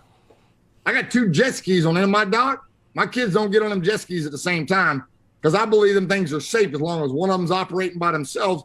Because I just have bad experiences with they're only dangerous when two of them come in contact with each other. Doesn't mean it's right. So, experience drives your opinion. It really does. 100%. Experience drives the opinion most of the time. But don't give up. It's worth it. Get the data, get the numbers. And I hate to say this, but sometimes you got to be passive aggressive. You just print that shit and hang it on a bulletin board, put it on the kitchen table, or, whatever it is. You just, you do it. But man, Brush, last year, January, February, March, when he came up with 9.8 rescues a day, what his number said for his master's degree, you can't argue with that, man. And he's posting them like suburban America, 1, 2, 3 station apartments, Fort Walton Beach, Shannon Stone and DJ got the class, The Anatomy of the Rescue. And in Fort Walton Beach, how many trapped occupants that they pulled out of buildings? Some lived, some didn't. But I don't think those same people in the 80s would ever been pulled out of a building in Fort Walton Beach. I think it was a culture that was starting to be created somewhere late 90s. I hate the fire service, man. We use 9/11 for a damn before Christ and after Christ, but sometime after 9/11. And I mean that with all respect for our 343 brothers and the other 2,823 people that died that day. But 20 years ago, it just started happening. And DJ gets some, and Shannon gets some, and Gene Large, and some other great people that work down there. It's culture, man. It's a culture. The people that don't like it are the ones that don't get it. That they're up there, they don't understand. Whether it's them front pieces behind Corley's head or the coins or the stickers, all that shit's always going to be cool, man. On the end of my dock now, man, my wife said, I don't want to know what it costs, but I got a damn 1-inch red garden hose with a smooth bore on it. I just put into operation here a few days ago. and I got a stainless steel reel I'm hooking up. So I'm going to be a booster reel in the end of the dock. I'm a geek for this shit, man. I love it. I love it. I mean, I got a water can at the end of my dock. I had that water can on a boat, you're either into it or you're not, Hey, I'm going to throw this in there, and I'm going to ask you a question. I don't want to make your head explode, but I want to show this real quick because it's really cool. Yeah. Get it up there. I don't know if I'm waiting to see it. We can see it. County Fire Tactics, Water on the Fire. Which one am I showing? Last one is a month from now. Yes, man. But I love taking these tins, and I'm getting all the instructors to sign the back of the tin. That's really what I want it to be about is the memory as it goes on the wall. Every conference I go to, I'm trying to get the tin signed on the back. So I'm talking. Hey, I've been drinking water and Red Bull and Coke. I'm gonna check this fridge, and hopefully Brush left at least one beer, so I can have one beer in this 3-hour talk. So give me 10 seconds. Go. I'll talk about this because I'm gonna, like I said, you guys can see my shield collection, and when I retire, I promise you, my plan is to have an entire wall covered in the shields of the conference I have been to, and the people I have met, and those people that I've taken their classes, and the people I've networked with, and the people who've impacted my life, and they're going to have signed the back of a shield that we were at a conference together. And that's my plan. So I'm trying to convince people who create conferences to have a shield available for other people to purchase and get signed there. And so anyway, that's that. Did you find a brew, sir? Yes, we did. My buddy Eric Tolan from Denver left. I don't know what this is. Lagunitas, little something ale, away smooth and silly. Okay, good. At least earlier I wanted to be drinking water and energy because I wanted to be on tune. But all right, we got to get. Yeah, here's that question. We'll close at midnight. 35 minutes. Is that fair? No, that's 100% fair. All right, okay. So that way somebody knows when the end's coming. We got some Tactical Tuesdays tomorrow, 8 a.m. in the morning. We're doing Tactical Tuesday, multi-company rig. Live fire drill. It's going to be good times. Awesome. No, it is 100%. John Ryan Buchan wants to know, I like this question a lot, and I want to hear your answer, even though I'm already well connected to it. Why are departments still so reluctant to accept booster backup mentality? It's real simple. And no disrespect, you being from Oklahoma, all they know is if stuff. Mm-hmm. Or what they were taught. I mean, their dad taught them or whoever. And it goes against something that they've always sold and believed in, and they got to regroup, man. It's killing them. Like, I wish there was a fire hydrant in front of every house, man. Like right now, they're putting a new water main down my street because we're an older street. Everything's relative for our community. So we had the worst hydrant system on my street. We're a pretty established street, and they're putting in a main. I'm excited about it, man. Chief Kansas, they got the water departments coming in. They're putting in real fire hydrants and all that stuff. I wish a hydrant was in front of every house that was on fire. But I'd like to think that I've educated myself enough about timing the tank. And let's get to some of them slides because this is a good question. We're talking about booster backup. Let's just do that. We can wind down. If we go past midnight a little bit, that's fine. But we got slides in here that go over that. Is the booster backup, man? It goes against people's thought process of what they were taught. If you send the first two engines to the scene, that's no different than the first engine in a ladder in an urban city going to the scene, and the third new rig being an engine catching the hydrant. So we'll just slide down there, keep going. We won't worry about all these graphs for you. Keep going down. So started that first one past the graph, right up there, about right above. Yeah, that's number 26. Okay. How to achieve the cultural shift for them? This is kind of what they're asking. We bring the booster tank water needed to initiate a rapid attack. We must get water on the fire and move occupants more quickly. ULFSRI has shown that heat release rates of modern fuel packages need immediate water application. Water will not remove trapped occupants. We just got to educate people, man, and be patient. It's going to take a while. If a fire department has always had their second due rig catch a hydrant, you just can't expect them to throw 40 years of tradition out the door. We got to give them a reason. We got to educate them and show them, why we do what we do, whether it be UL whether it be other fire departments. But the movement is happening, man. Yes. I don't know if Joey Hayes is still listening with Key Hose, but I told Key Hose a few years ago, I said, man, you want to talk, the answer to that question earlier is green 3-inch, 75-foot feeder line. And that, I'm telling you, man, all hose companies are going to start selling more 75-foot, 3-inch hose lines for the booster backup. It's a movement. It's coming. People before water, the booster backup, the force multiplier. I don't give a shit what you call it. Put 6 people on the fire ground, put water in the fire, and 2 people committed to searching for them. It really is that simple. I don't care if it's an oriented, targeted, VES, VEIS, you call it whatever you want. Just get people out of a burning building. And so, we just got to keep working at it, man. And some of you, how many we still have listening this late? We're at 112. It's slowly dropping. That's all right. I'm just letting you know. 100%. So we had 112 people listen. The 112 that are listening, you got to get your ass promoted. We need you in the staff meetings. We need you calling the commands on the fire ground. That's what we need. Pensacola is a great fire department. They got a phenomenal fire chief, Chief Jenny Craner. They're ISO 1 at a time, historic, paid for over 100 years. They've always been, they send 3 engines, a ladder, and a rescue, and a chief. That used to be traditionally what they sent. And forever, the second due engine lays a line, man. It's just what they do, whether it's a single lay, a double lay, 2.5, 4-way valve, 5-inch. Tradition, old wood frame, Queen Anne Victorians, 2.5-story frames. You just can't expect them to throw it out the door. One of my lifelong best friends, George Foster, training chief. Thank God he's more like Rob Fisher than me, because they'd already fired him if he acted the way I acted. But he's been patient with it. They're working at it.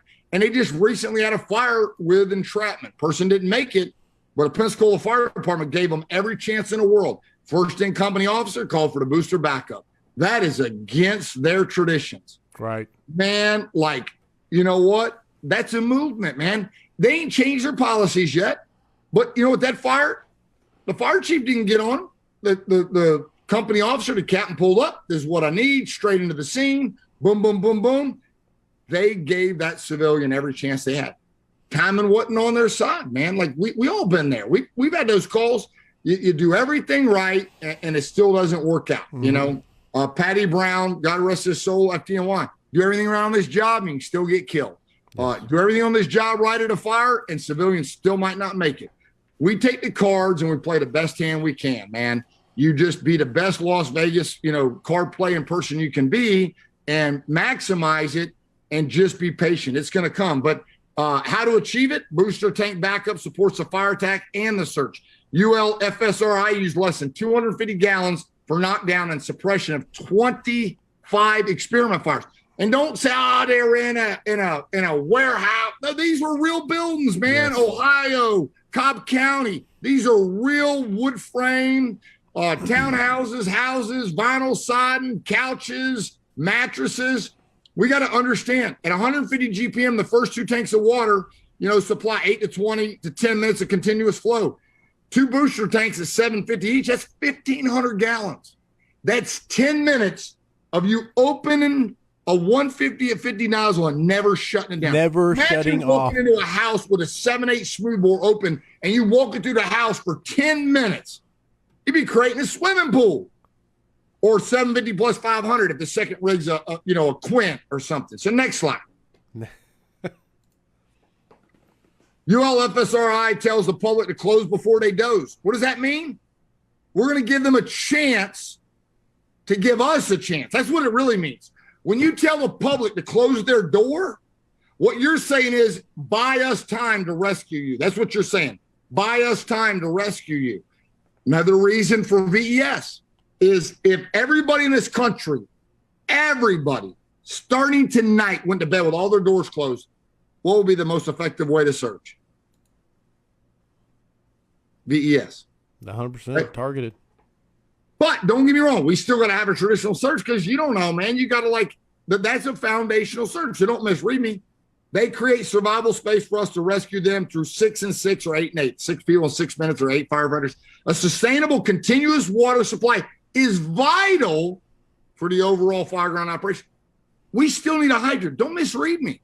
You just got to understand time in your tank. We have to be using water to need water from a hydrant. I love that. That was a big one for me from commanding from the sidelines too, man. 100%. You got to be using water to need it. Yep. Was the victim behind a closed door versus survival rate? 86%. Yes. Now, remember, I'm not a guru on these numbers, so for all you number of people, no, 60%. I don't understand how they add up. All I know is I look at this and I look at the positive. The door's closed, man, that's a high number, 86%. Yeah. But 62% is still a high number. What does this slide tell me? Whether the door's closed or not, I should still be motivated to be doing a search. 100%. Next slide. Perform the tank water challenge. Do your own evidence-based testing with your attack package and fire flow rate. Many booster tanks hold a little more than their actual ratings. Accurately time arrival of the second due unit with a booster tank. Use past occurred incidents to show second due average arrival time. You got to figure out your response model to before, because if you're in a massive rural area, you got a big old farmhouse going.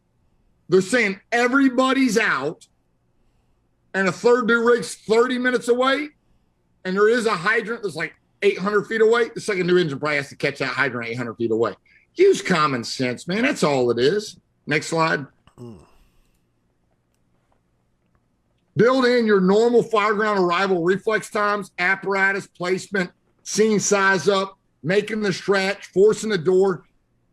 You got to run your own fireground scenarios and figure out how long your tanks will last. What is the reflex time of your organization with your staffing? Not Oklahoma, not New York, Chicago. What is yours? That's going to be a key factor. And there's a video. We're not going to watch the video. It's just a video where, a trapped occupant, they do a great job, working fire out the window in the rear. And it's put out with 100 gallons of water. I mean, impressive video, but 100 gallons of water, put the fire out. Next slide.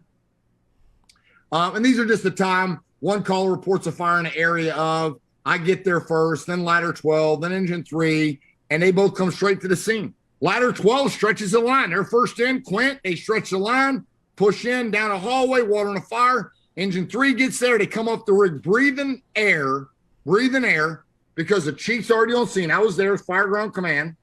A line's already stretched. I've already told them they're searching. If I'm in command, I'm on scene, you got a company stretch the line, and I tell you, you're 2 minutes out that you're going straight for a search, why wouldn't you come off the rig breathing air? Now, if you're going to be first due, nobody's there, should you come off to where you can size it up? Yeah. Never say never, never say always. Next slide. You want it? That's the video, ladder 12. We're not going to watch that. It's just we're late. We're in the time. People can watch that anytime they want. It's on YouTube. And it just goes over the time, 10 o'clock in the morning, like on a Thursday, beautiful blue skies. All reports is nobody's inside. Nobody's in the house. Everybody's out. 10 o'clock in the morning, neighbors, no cars. We're still searching. Engine 16 stretching the line, like 3 rooms of fire. It's in the attic. Man, the whole carport's burning. Ladder 12 gets in there, pulls in, booster backup. Ladder 12 drops that 75-foot feeder line, gives their 500 gallons to engine 16. The officer and a firefighter jump off of ladder 12, and they are moving with purpose. Nice. They're moving, they're jogging. They get to the rear of the house. They go in a window. No reports. They're searching as if somebody said somebody's, and they found somebody, pulled him out, and they brought him back. Next slide. Blend research with fireground experience. Train and openly evaluate the tactics and response models of tomorrow. This may drive change in strategy and tactics for your citizens.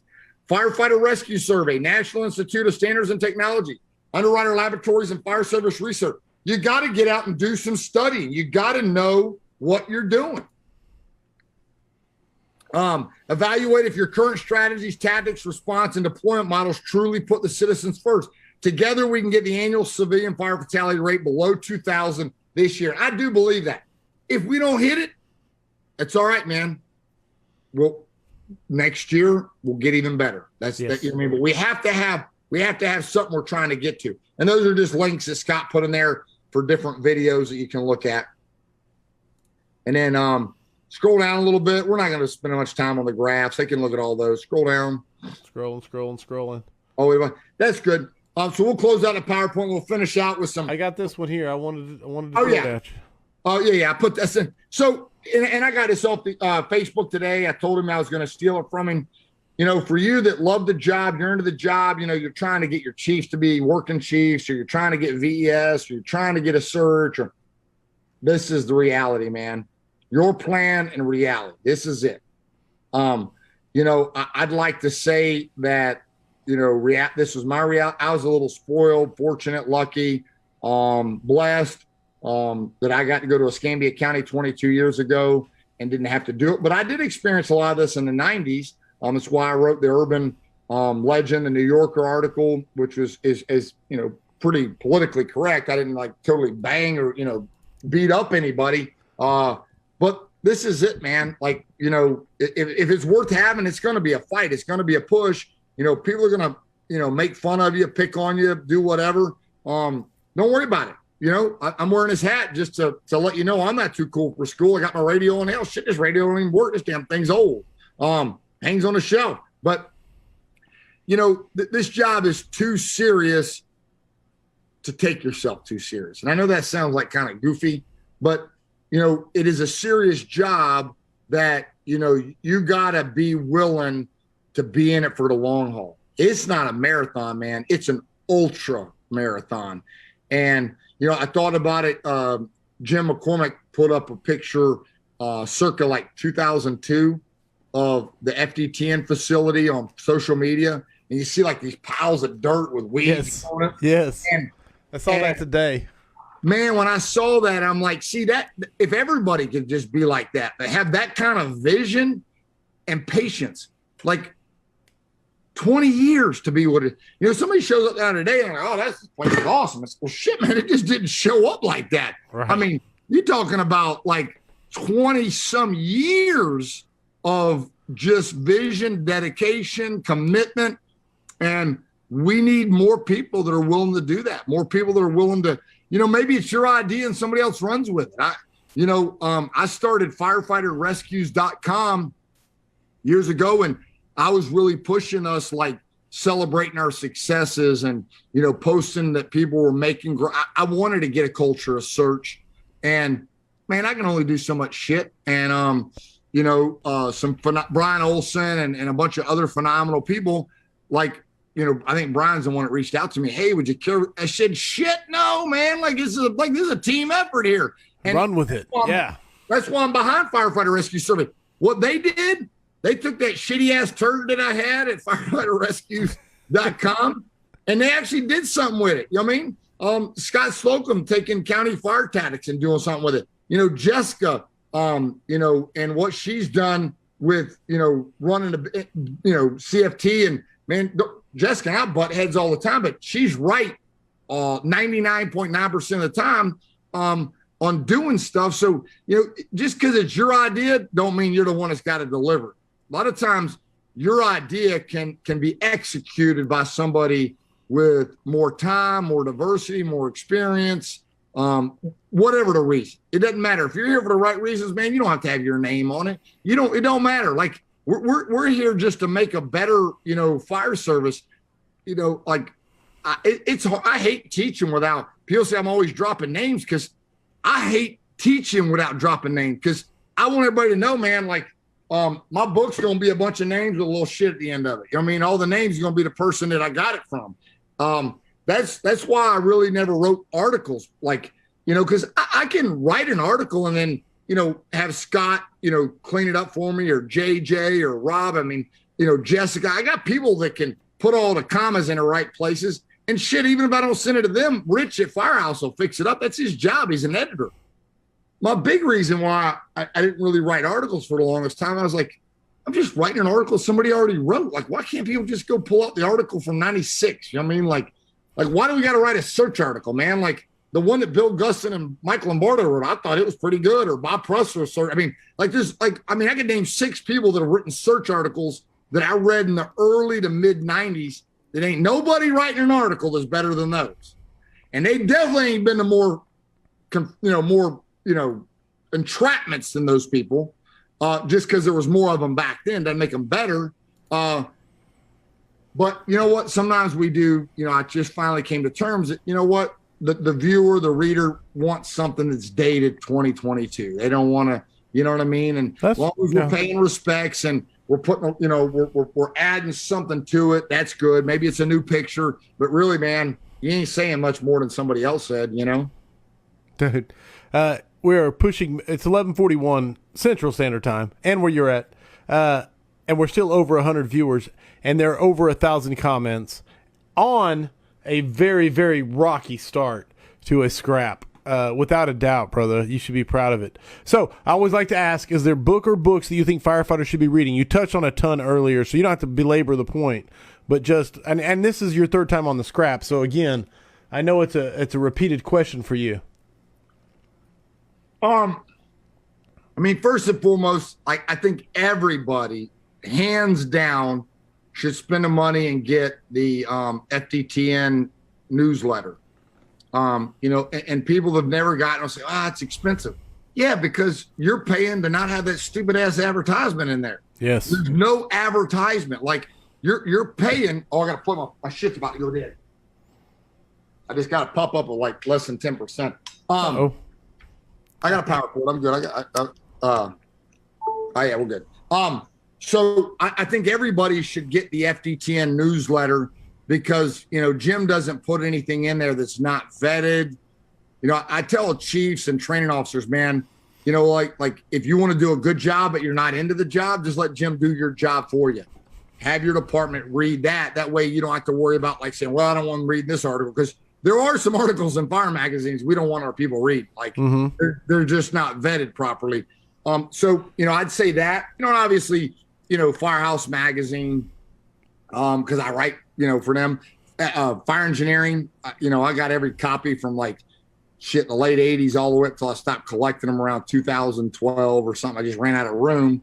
But you know what I mean? There really is so many good books. You definitely want to get Mike Champo's book that's coming out of, trucks, towers, and tactics, tips and tactics or whatever.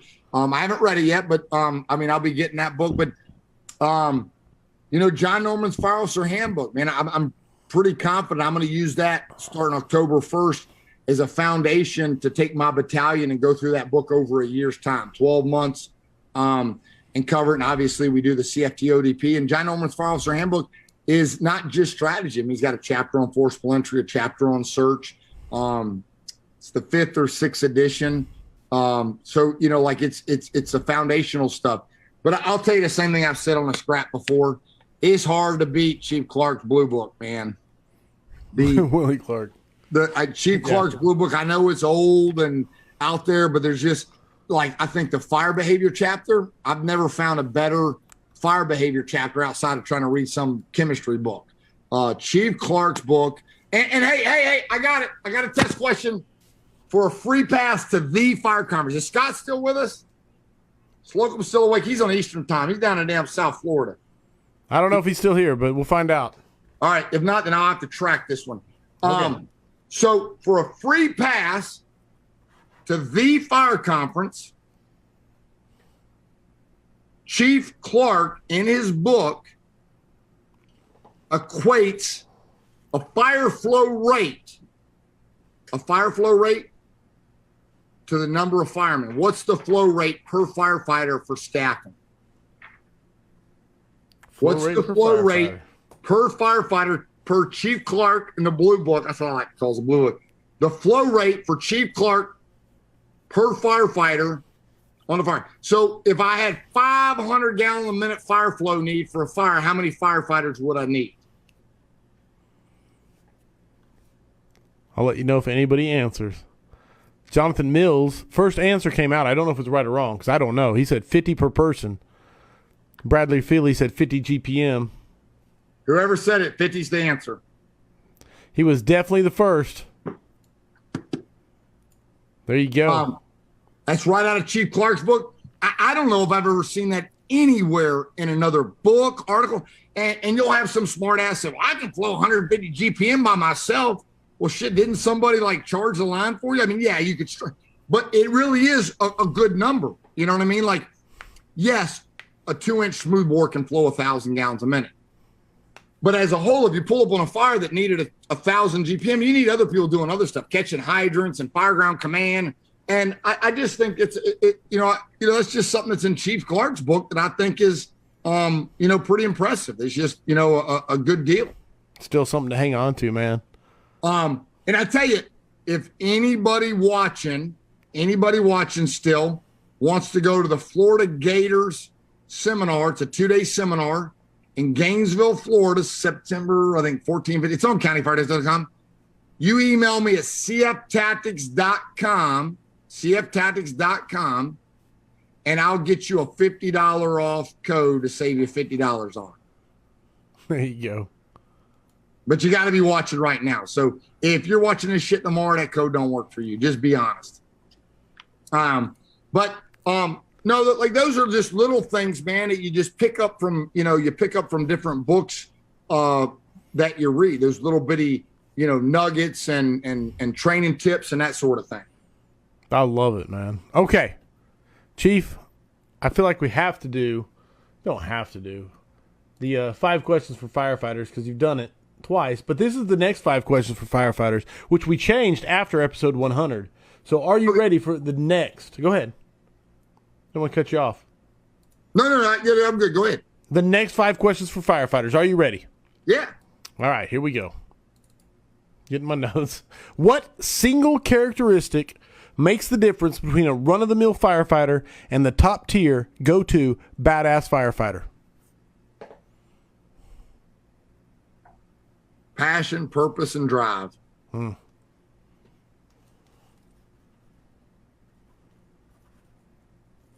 It really is that simple, man. Like, and I'll tell you, I gotta throw it out there to him. Kyle Saxton on our job, helps with the CFT conference. He works on Squad 3, and our job, he's a target on our job of people that are jealous of him, don't like him, whether it's because he's with CFT or supports our mission or what we do, and some of it is. That like he's just a guy that doesn't live beyond his means. You know what I'm saying? Like he, as a firefighter, he's smart about his financial investments. But he gets like every text for WNYF Firewire and, like Twitter, and he's on Instagram. I mean, he's like a Kyle Romagus, man. There's just no camouflage or faking the drive, the purpose, the passion. Like, he's ate up with it 24/7. And like he texted, we're out on the boat. Jessica and I were with Brian Brush and his family, and they got a job in the Type 2 commercial building day before yesterday. And he got to force the door, and he's like texting, man, I got to like, he's waiting, man. He's like training. Now you get a job and and maybe all you get to do with that fire is force a back door of a commercial occupancy. Like, there's thousands.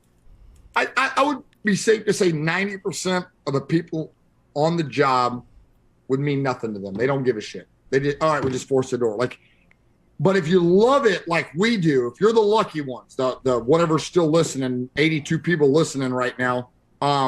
Still over 100. If you get that job and all you got to do is force a back door, and when you get back to the firehouse and you lay down, you can't go to sleep because you're still like exhilarated, you're excited. And the next day you're like, shit, I got to go home. I'm off duty. I got to wait 48 more hours to come back to work. I mean, I'm with you. See, we the same blood. Yeah. Like that's why we network the way that's why we communicate. It's, people say, well, how are you friends with them? Because their shit's wired the same way I'm wired. That's why. We're wired the same. That's all it is. Ain't nothing. You know what I mean? Like, Charlie Dahl that went from California to Texas. We only friends because we wired the same. That's had nothing to do with anything else, man. Like, we have the same drive and passion that we just want to be on duty and get to do that 798 cut or fort that back door or throw a ladder to the 3rd floor window and do a VES that's other than the 1st or 2nd floor like we do all the time. And so I'm still answering your question 1, man. Like, if you don't get it, you don't get it. I ain't got time to explain it to you. You're not one of the lucky ones. The other day, 2 days ago or 3 days ago now, I had that crazy call after 6 days. I'm like, shit, man, I think I could do one more day. I could do a 7th day. You give me another fire tomorrow, you give me another special ops call, I could do another day. And I could do another one and another one and another one. You keep throwing some challenges at me. You make me think, you make me want to go to Home Depot to buy some shit to be ready because Mr. or Mrs. Smith outcome might be different because my investment. Love it. Passion, purpose, and drive. That's the easiest max points I've ever given for a question 1. I don't think anybody's arguing that. And then he says, give me another. I'll work 6 days. Give me another one. Give me another one. If you could go back in time, Chief, and give yourself one piece of advice as a rookie, what would it be? Slow down. Slow down. Man, it's a career. It's going to go by too fast already. Don't rush it. When you get it, you're into the job. You're the lucky one. We are the lucky ones. You're the Kyle Isakson, of the fire service. The Kyle Romagus, whoever it is. And right now I'm thinking about Chief Vincent Dunn and some different advice and stuff that he's done. Chief Bob Morris, Captain Morris from FDNY. Chief Dunn made him work in an engine because he said he had to work in an engine for a little while back in like the 70s. And I think about that story is when you get assigned to that slow firehouse, you get assigned. I think about, on our job, we have a chief. I call him Super Chief. I think he's the best battalion chief we have, hands down. You know what I mean? He does so many things better than I'll ever do it. But he was working at one of our slowest stations, Pensacola Beach, and he caught this massive fire. But when he was there, he took it serious. And there's a couple other guys that worked there. Dan Coons was there, Matt Scallon, some just what I think are phenomenal firefighters. And I think of those 3 guys, and they're into the job. They want to go to fires. So it's easy if you don't want to go to fires. It's easy to look smart. Sure. But when you're like us, Corley, and you're like the listener, it's tough to be mature. But I look at those 3 guys, man, and when they were on Pensacola Beach, they all impressed me. Operated, and even though Pensacola Beach, they get an average of a working fire a year. It's crazy. We had 3 beach houses burn in a short period of time. I was lucky enough to get to go to them, but that's so rare. I always tell people I've been going to fires on Pensacola Beach since 1988. So 34 years. I've been to 34 fires on Pensacola Beach.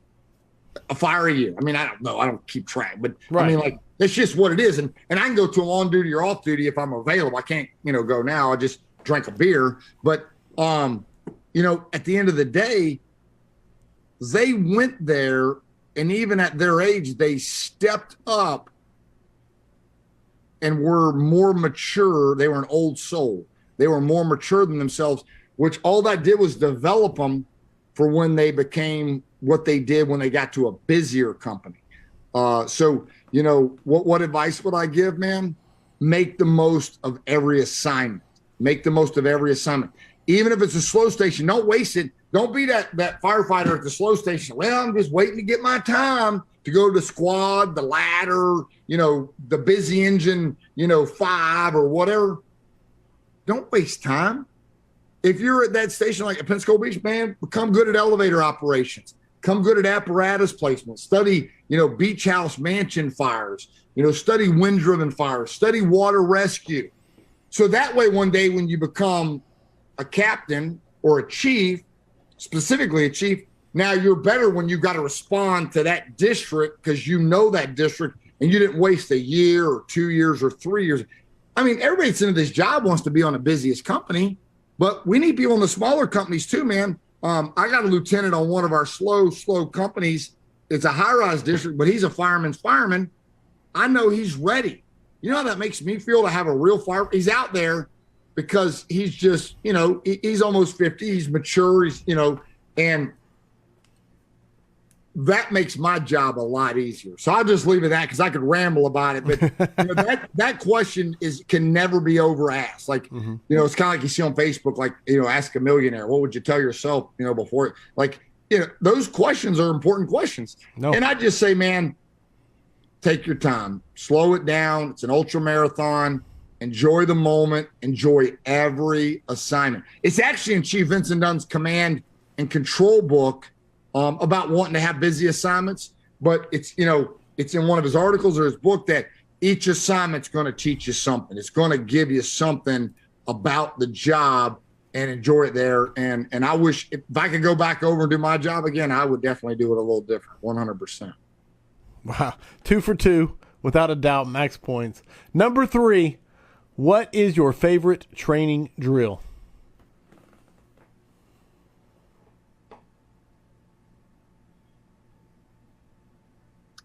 I mean, I'm a water geek.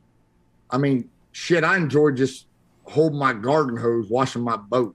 I mean, I'm not kidding you, man. I just like water. Sometimes I feel bad because I feel like I'm wasting it or something. But I got a custom ordered 1-inch red garden hose, 1 inch, not 5/8. I mean, it's a big ass garden hose with a smooth bore on it that I got a reel I got to mount down there on the dock.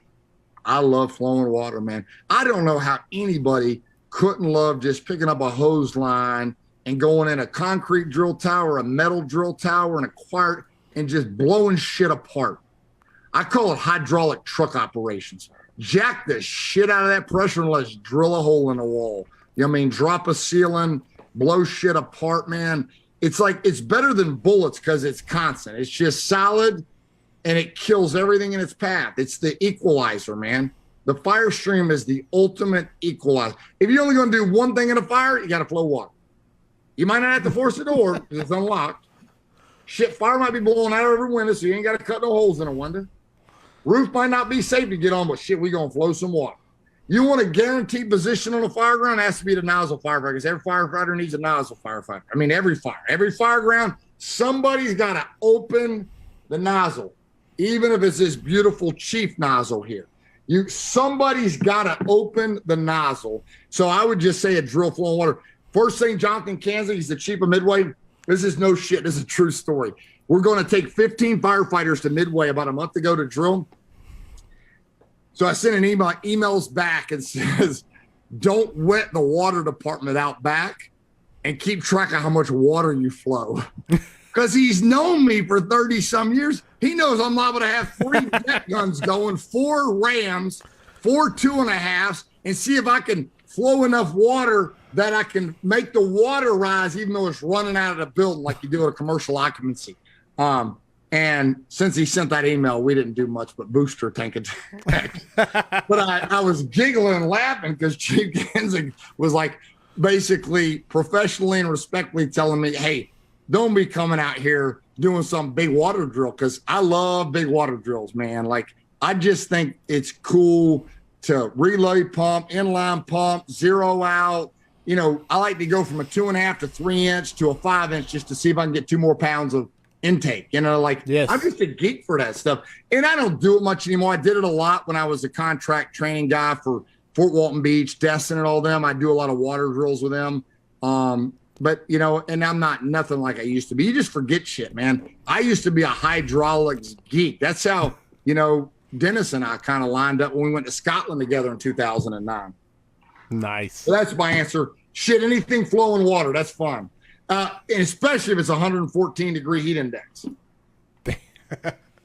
100% max points, 1 through 4. 1 through 3. Number 4.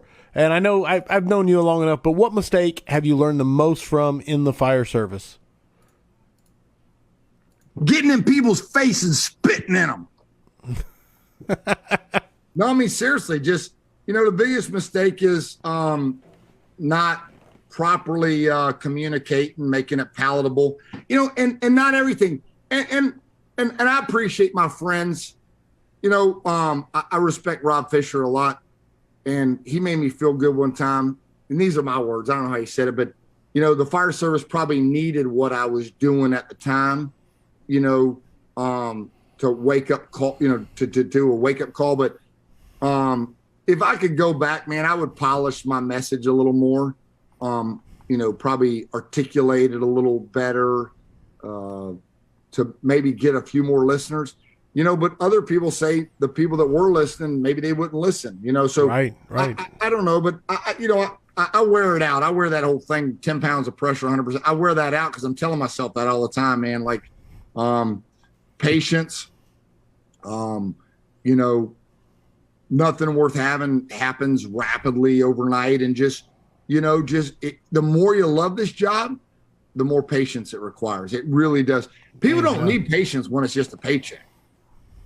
People that it's just a paycheck, they don't care. And they're going to frustrate you. So don't let them occupy your space, man. It's like that meme about the rocking chair, man. It's like worrying in the rocking chair. They both doing something, but they ain't going nowhere. I mean, a rocking chair is like rocking back and forth, but there's no forward movement. And you worrying about it, man. Do what you can do when you're on duty, you're at work, educate yourself. When it's time to talk, you'll know it's time to talk. When you get the position, it'll be time, to do it. And some things I did do right. I would say, when I was going to FDIC, I wanted to be a student a minimum of 5 years. Like when I went there, I was like, I want to teach here one day, but I knew I at least wanted to be a student. And I get angry that FDIC has people speak that have never even been a student. You know what? If Bobby Halton ever listens to this, if I was Bobby Halton, you wouldn't speak at FDIC if you'd never been a student for the entire week. Unequivocally be unacceptable. The amount of money somebody has to pay to go there, I paid. My dad paid for year after year after year. The hotels, the air travel, the taxi cab, the conference fees. I want some investment on your part. You want to come here and teach at FDIC or Firehouse, man? You got to be a student. Don't come ask me to see it. Well, you're not supposed to ask us anyways, but you come ask the teacher to CFT conference. I'm going to ask you how many times you've been here. I mean, how many times you sat on the front row and listened to Ray or Mike or Bill or, John or Bob, or I'm just throwing out some first names, but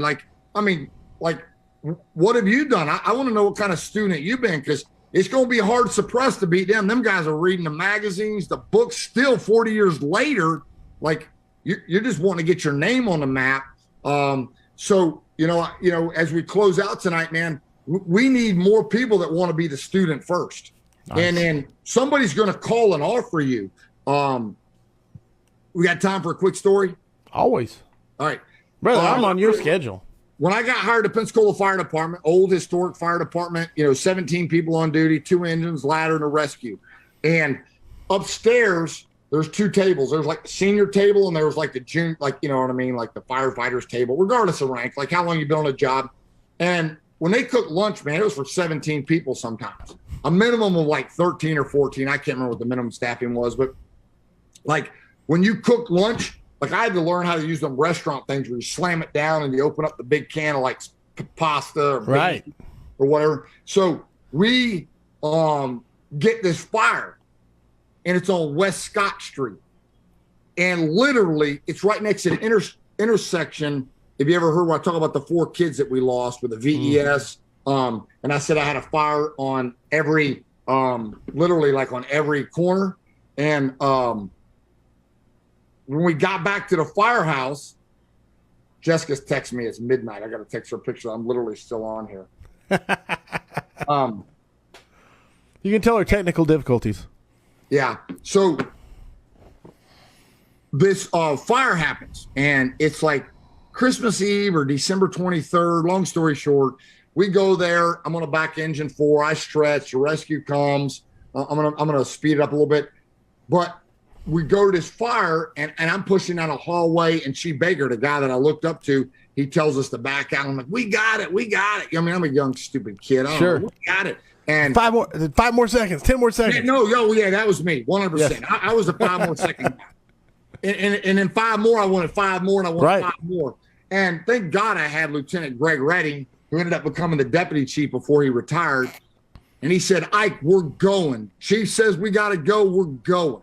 and we back out, and this whole place is freaking burning, man. Rocking. It's a fire that I was using a Selecto-gallonage nozzle. I never turned the nozzle off, and it wasn't doing. It was vaporizing. It was turning to literally to steam, and so I back out, and we get back to the firehouse. Middle of the night, nothing happens. Next shift, I get invited over to the table. And I've told this story a few times. Way more powerful to be invited than invite yourself. Wait for the invitation. It feels much better. Wait for the invitation. It feels a lot better. To get the phone call and somebody asks you, then you invite yourself to the party. Pretty neat when you get the invitation in the mail or you get the phone call versus saying, hey, can I come? And, I love sharing that story, man, because that was a highlight of my career, man. All I ever wanted to be was a Pensacola firefighter. And to basically, what I did was at a fire on West Scott Street was, I proved that I was into the job, as a whole, and that I was worth my salt, for lack of a better term. Right. Got your stripes. Yeah. So that's it. That's the answer to that question. Kid's crushing it, man. I could answer anything. He's gonna get max points. Number 5, final question. You've had it before because it doesn't change. Heavy fire and searchable space. Would you rather be assigned to the nozzle or first in on VES? I gotta give you damn Howard Reinwald's question, man. Why not just do both? Why not both? Get the nozzle and VS. And I tell you that, and we don't have time. We got to close it down. Jessica's texting me. No, I know. But when Howard said it, I was watching, because I don't have a lot of time to watch these, but I was watching when you asked Howard that question. And I'm with Chief Howard, man, because, as a chief, and that one where the 4 kids died, I'm big about sending a line to the VES point of entry, whether it's the fire. I sent one to the one with the ladder 12 grab. And it might not go in a building, right? But I think as we study UL and FSRI, I think when possible, we should be sending an 1 3/4 to the VES point of entry to buy us more time and allow us to be that much more aggressive if we go beyond the door. So, at the end of the day, there ain't nothing better than the nozzle position. People are lying to you. Ain't no roof, ain't no window, ain't no door ever going to be as good as pushing down a hallway. Bing, playing ping pong, putting out rooms, fucking water over your head, opening up a smoothbore, just killing fire. There will never be anything cooler than that on a fire ground. And you get to do that at every fire. You don't get to force a door at every fire, cut a roof. You know what? If I could go back in my career, I wish I could have gone to more fires and been on the nozzle. I got promoted early. So I get to watch a lot of other people kick ass on the nozzle. So it'd be the nozzle, but just to do it, I always got turned into a training nugget. We do need to start looking and evaluating sending a tack line to the VES point of entry. No, absolutely. Maybe not making entry, but actually to the entry. Yes, 100%. And there you go. The next 5 questions for firefighters, according to Chief Curt Isakson, and 100%. So many people already said it. Preach, max points. So many people already said it. So you absolutely crushed them. And that officially makes it 150 scraps in the books. I will close this out quickly so that Jessica doesn't get you in too much trouble. Curt. She don't get me in trouble. I get myself in trouble. I understand. If people want to get a hold of you, how can they do so? cftactics@gmail.com. C as in Charlie, F as in Frank, T as in Tom, A as in Adam, C as in Charlie, T as in Tom, I as in India, C as in Charlie, S as in Sam @gmail.com. Just like County Fire Tactics, just don't spell it out. cftactics@gmail.com. And as always, go to countyfiretactics.com, and Scott's kicking ass on that website. Jessica's kicking ass, doing the administrative things, and we're more professionally, running than we ever have.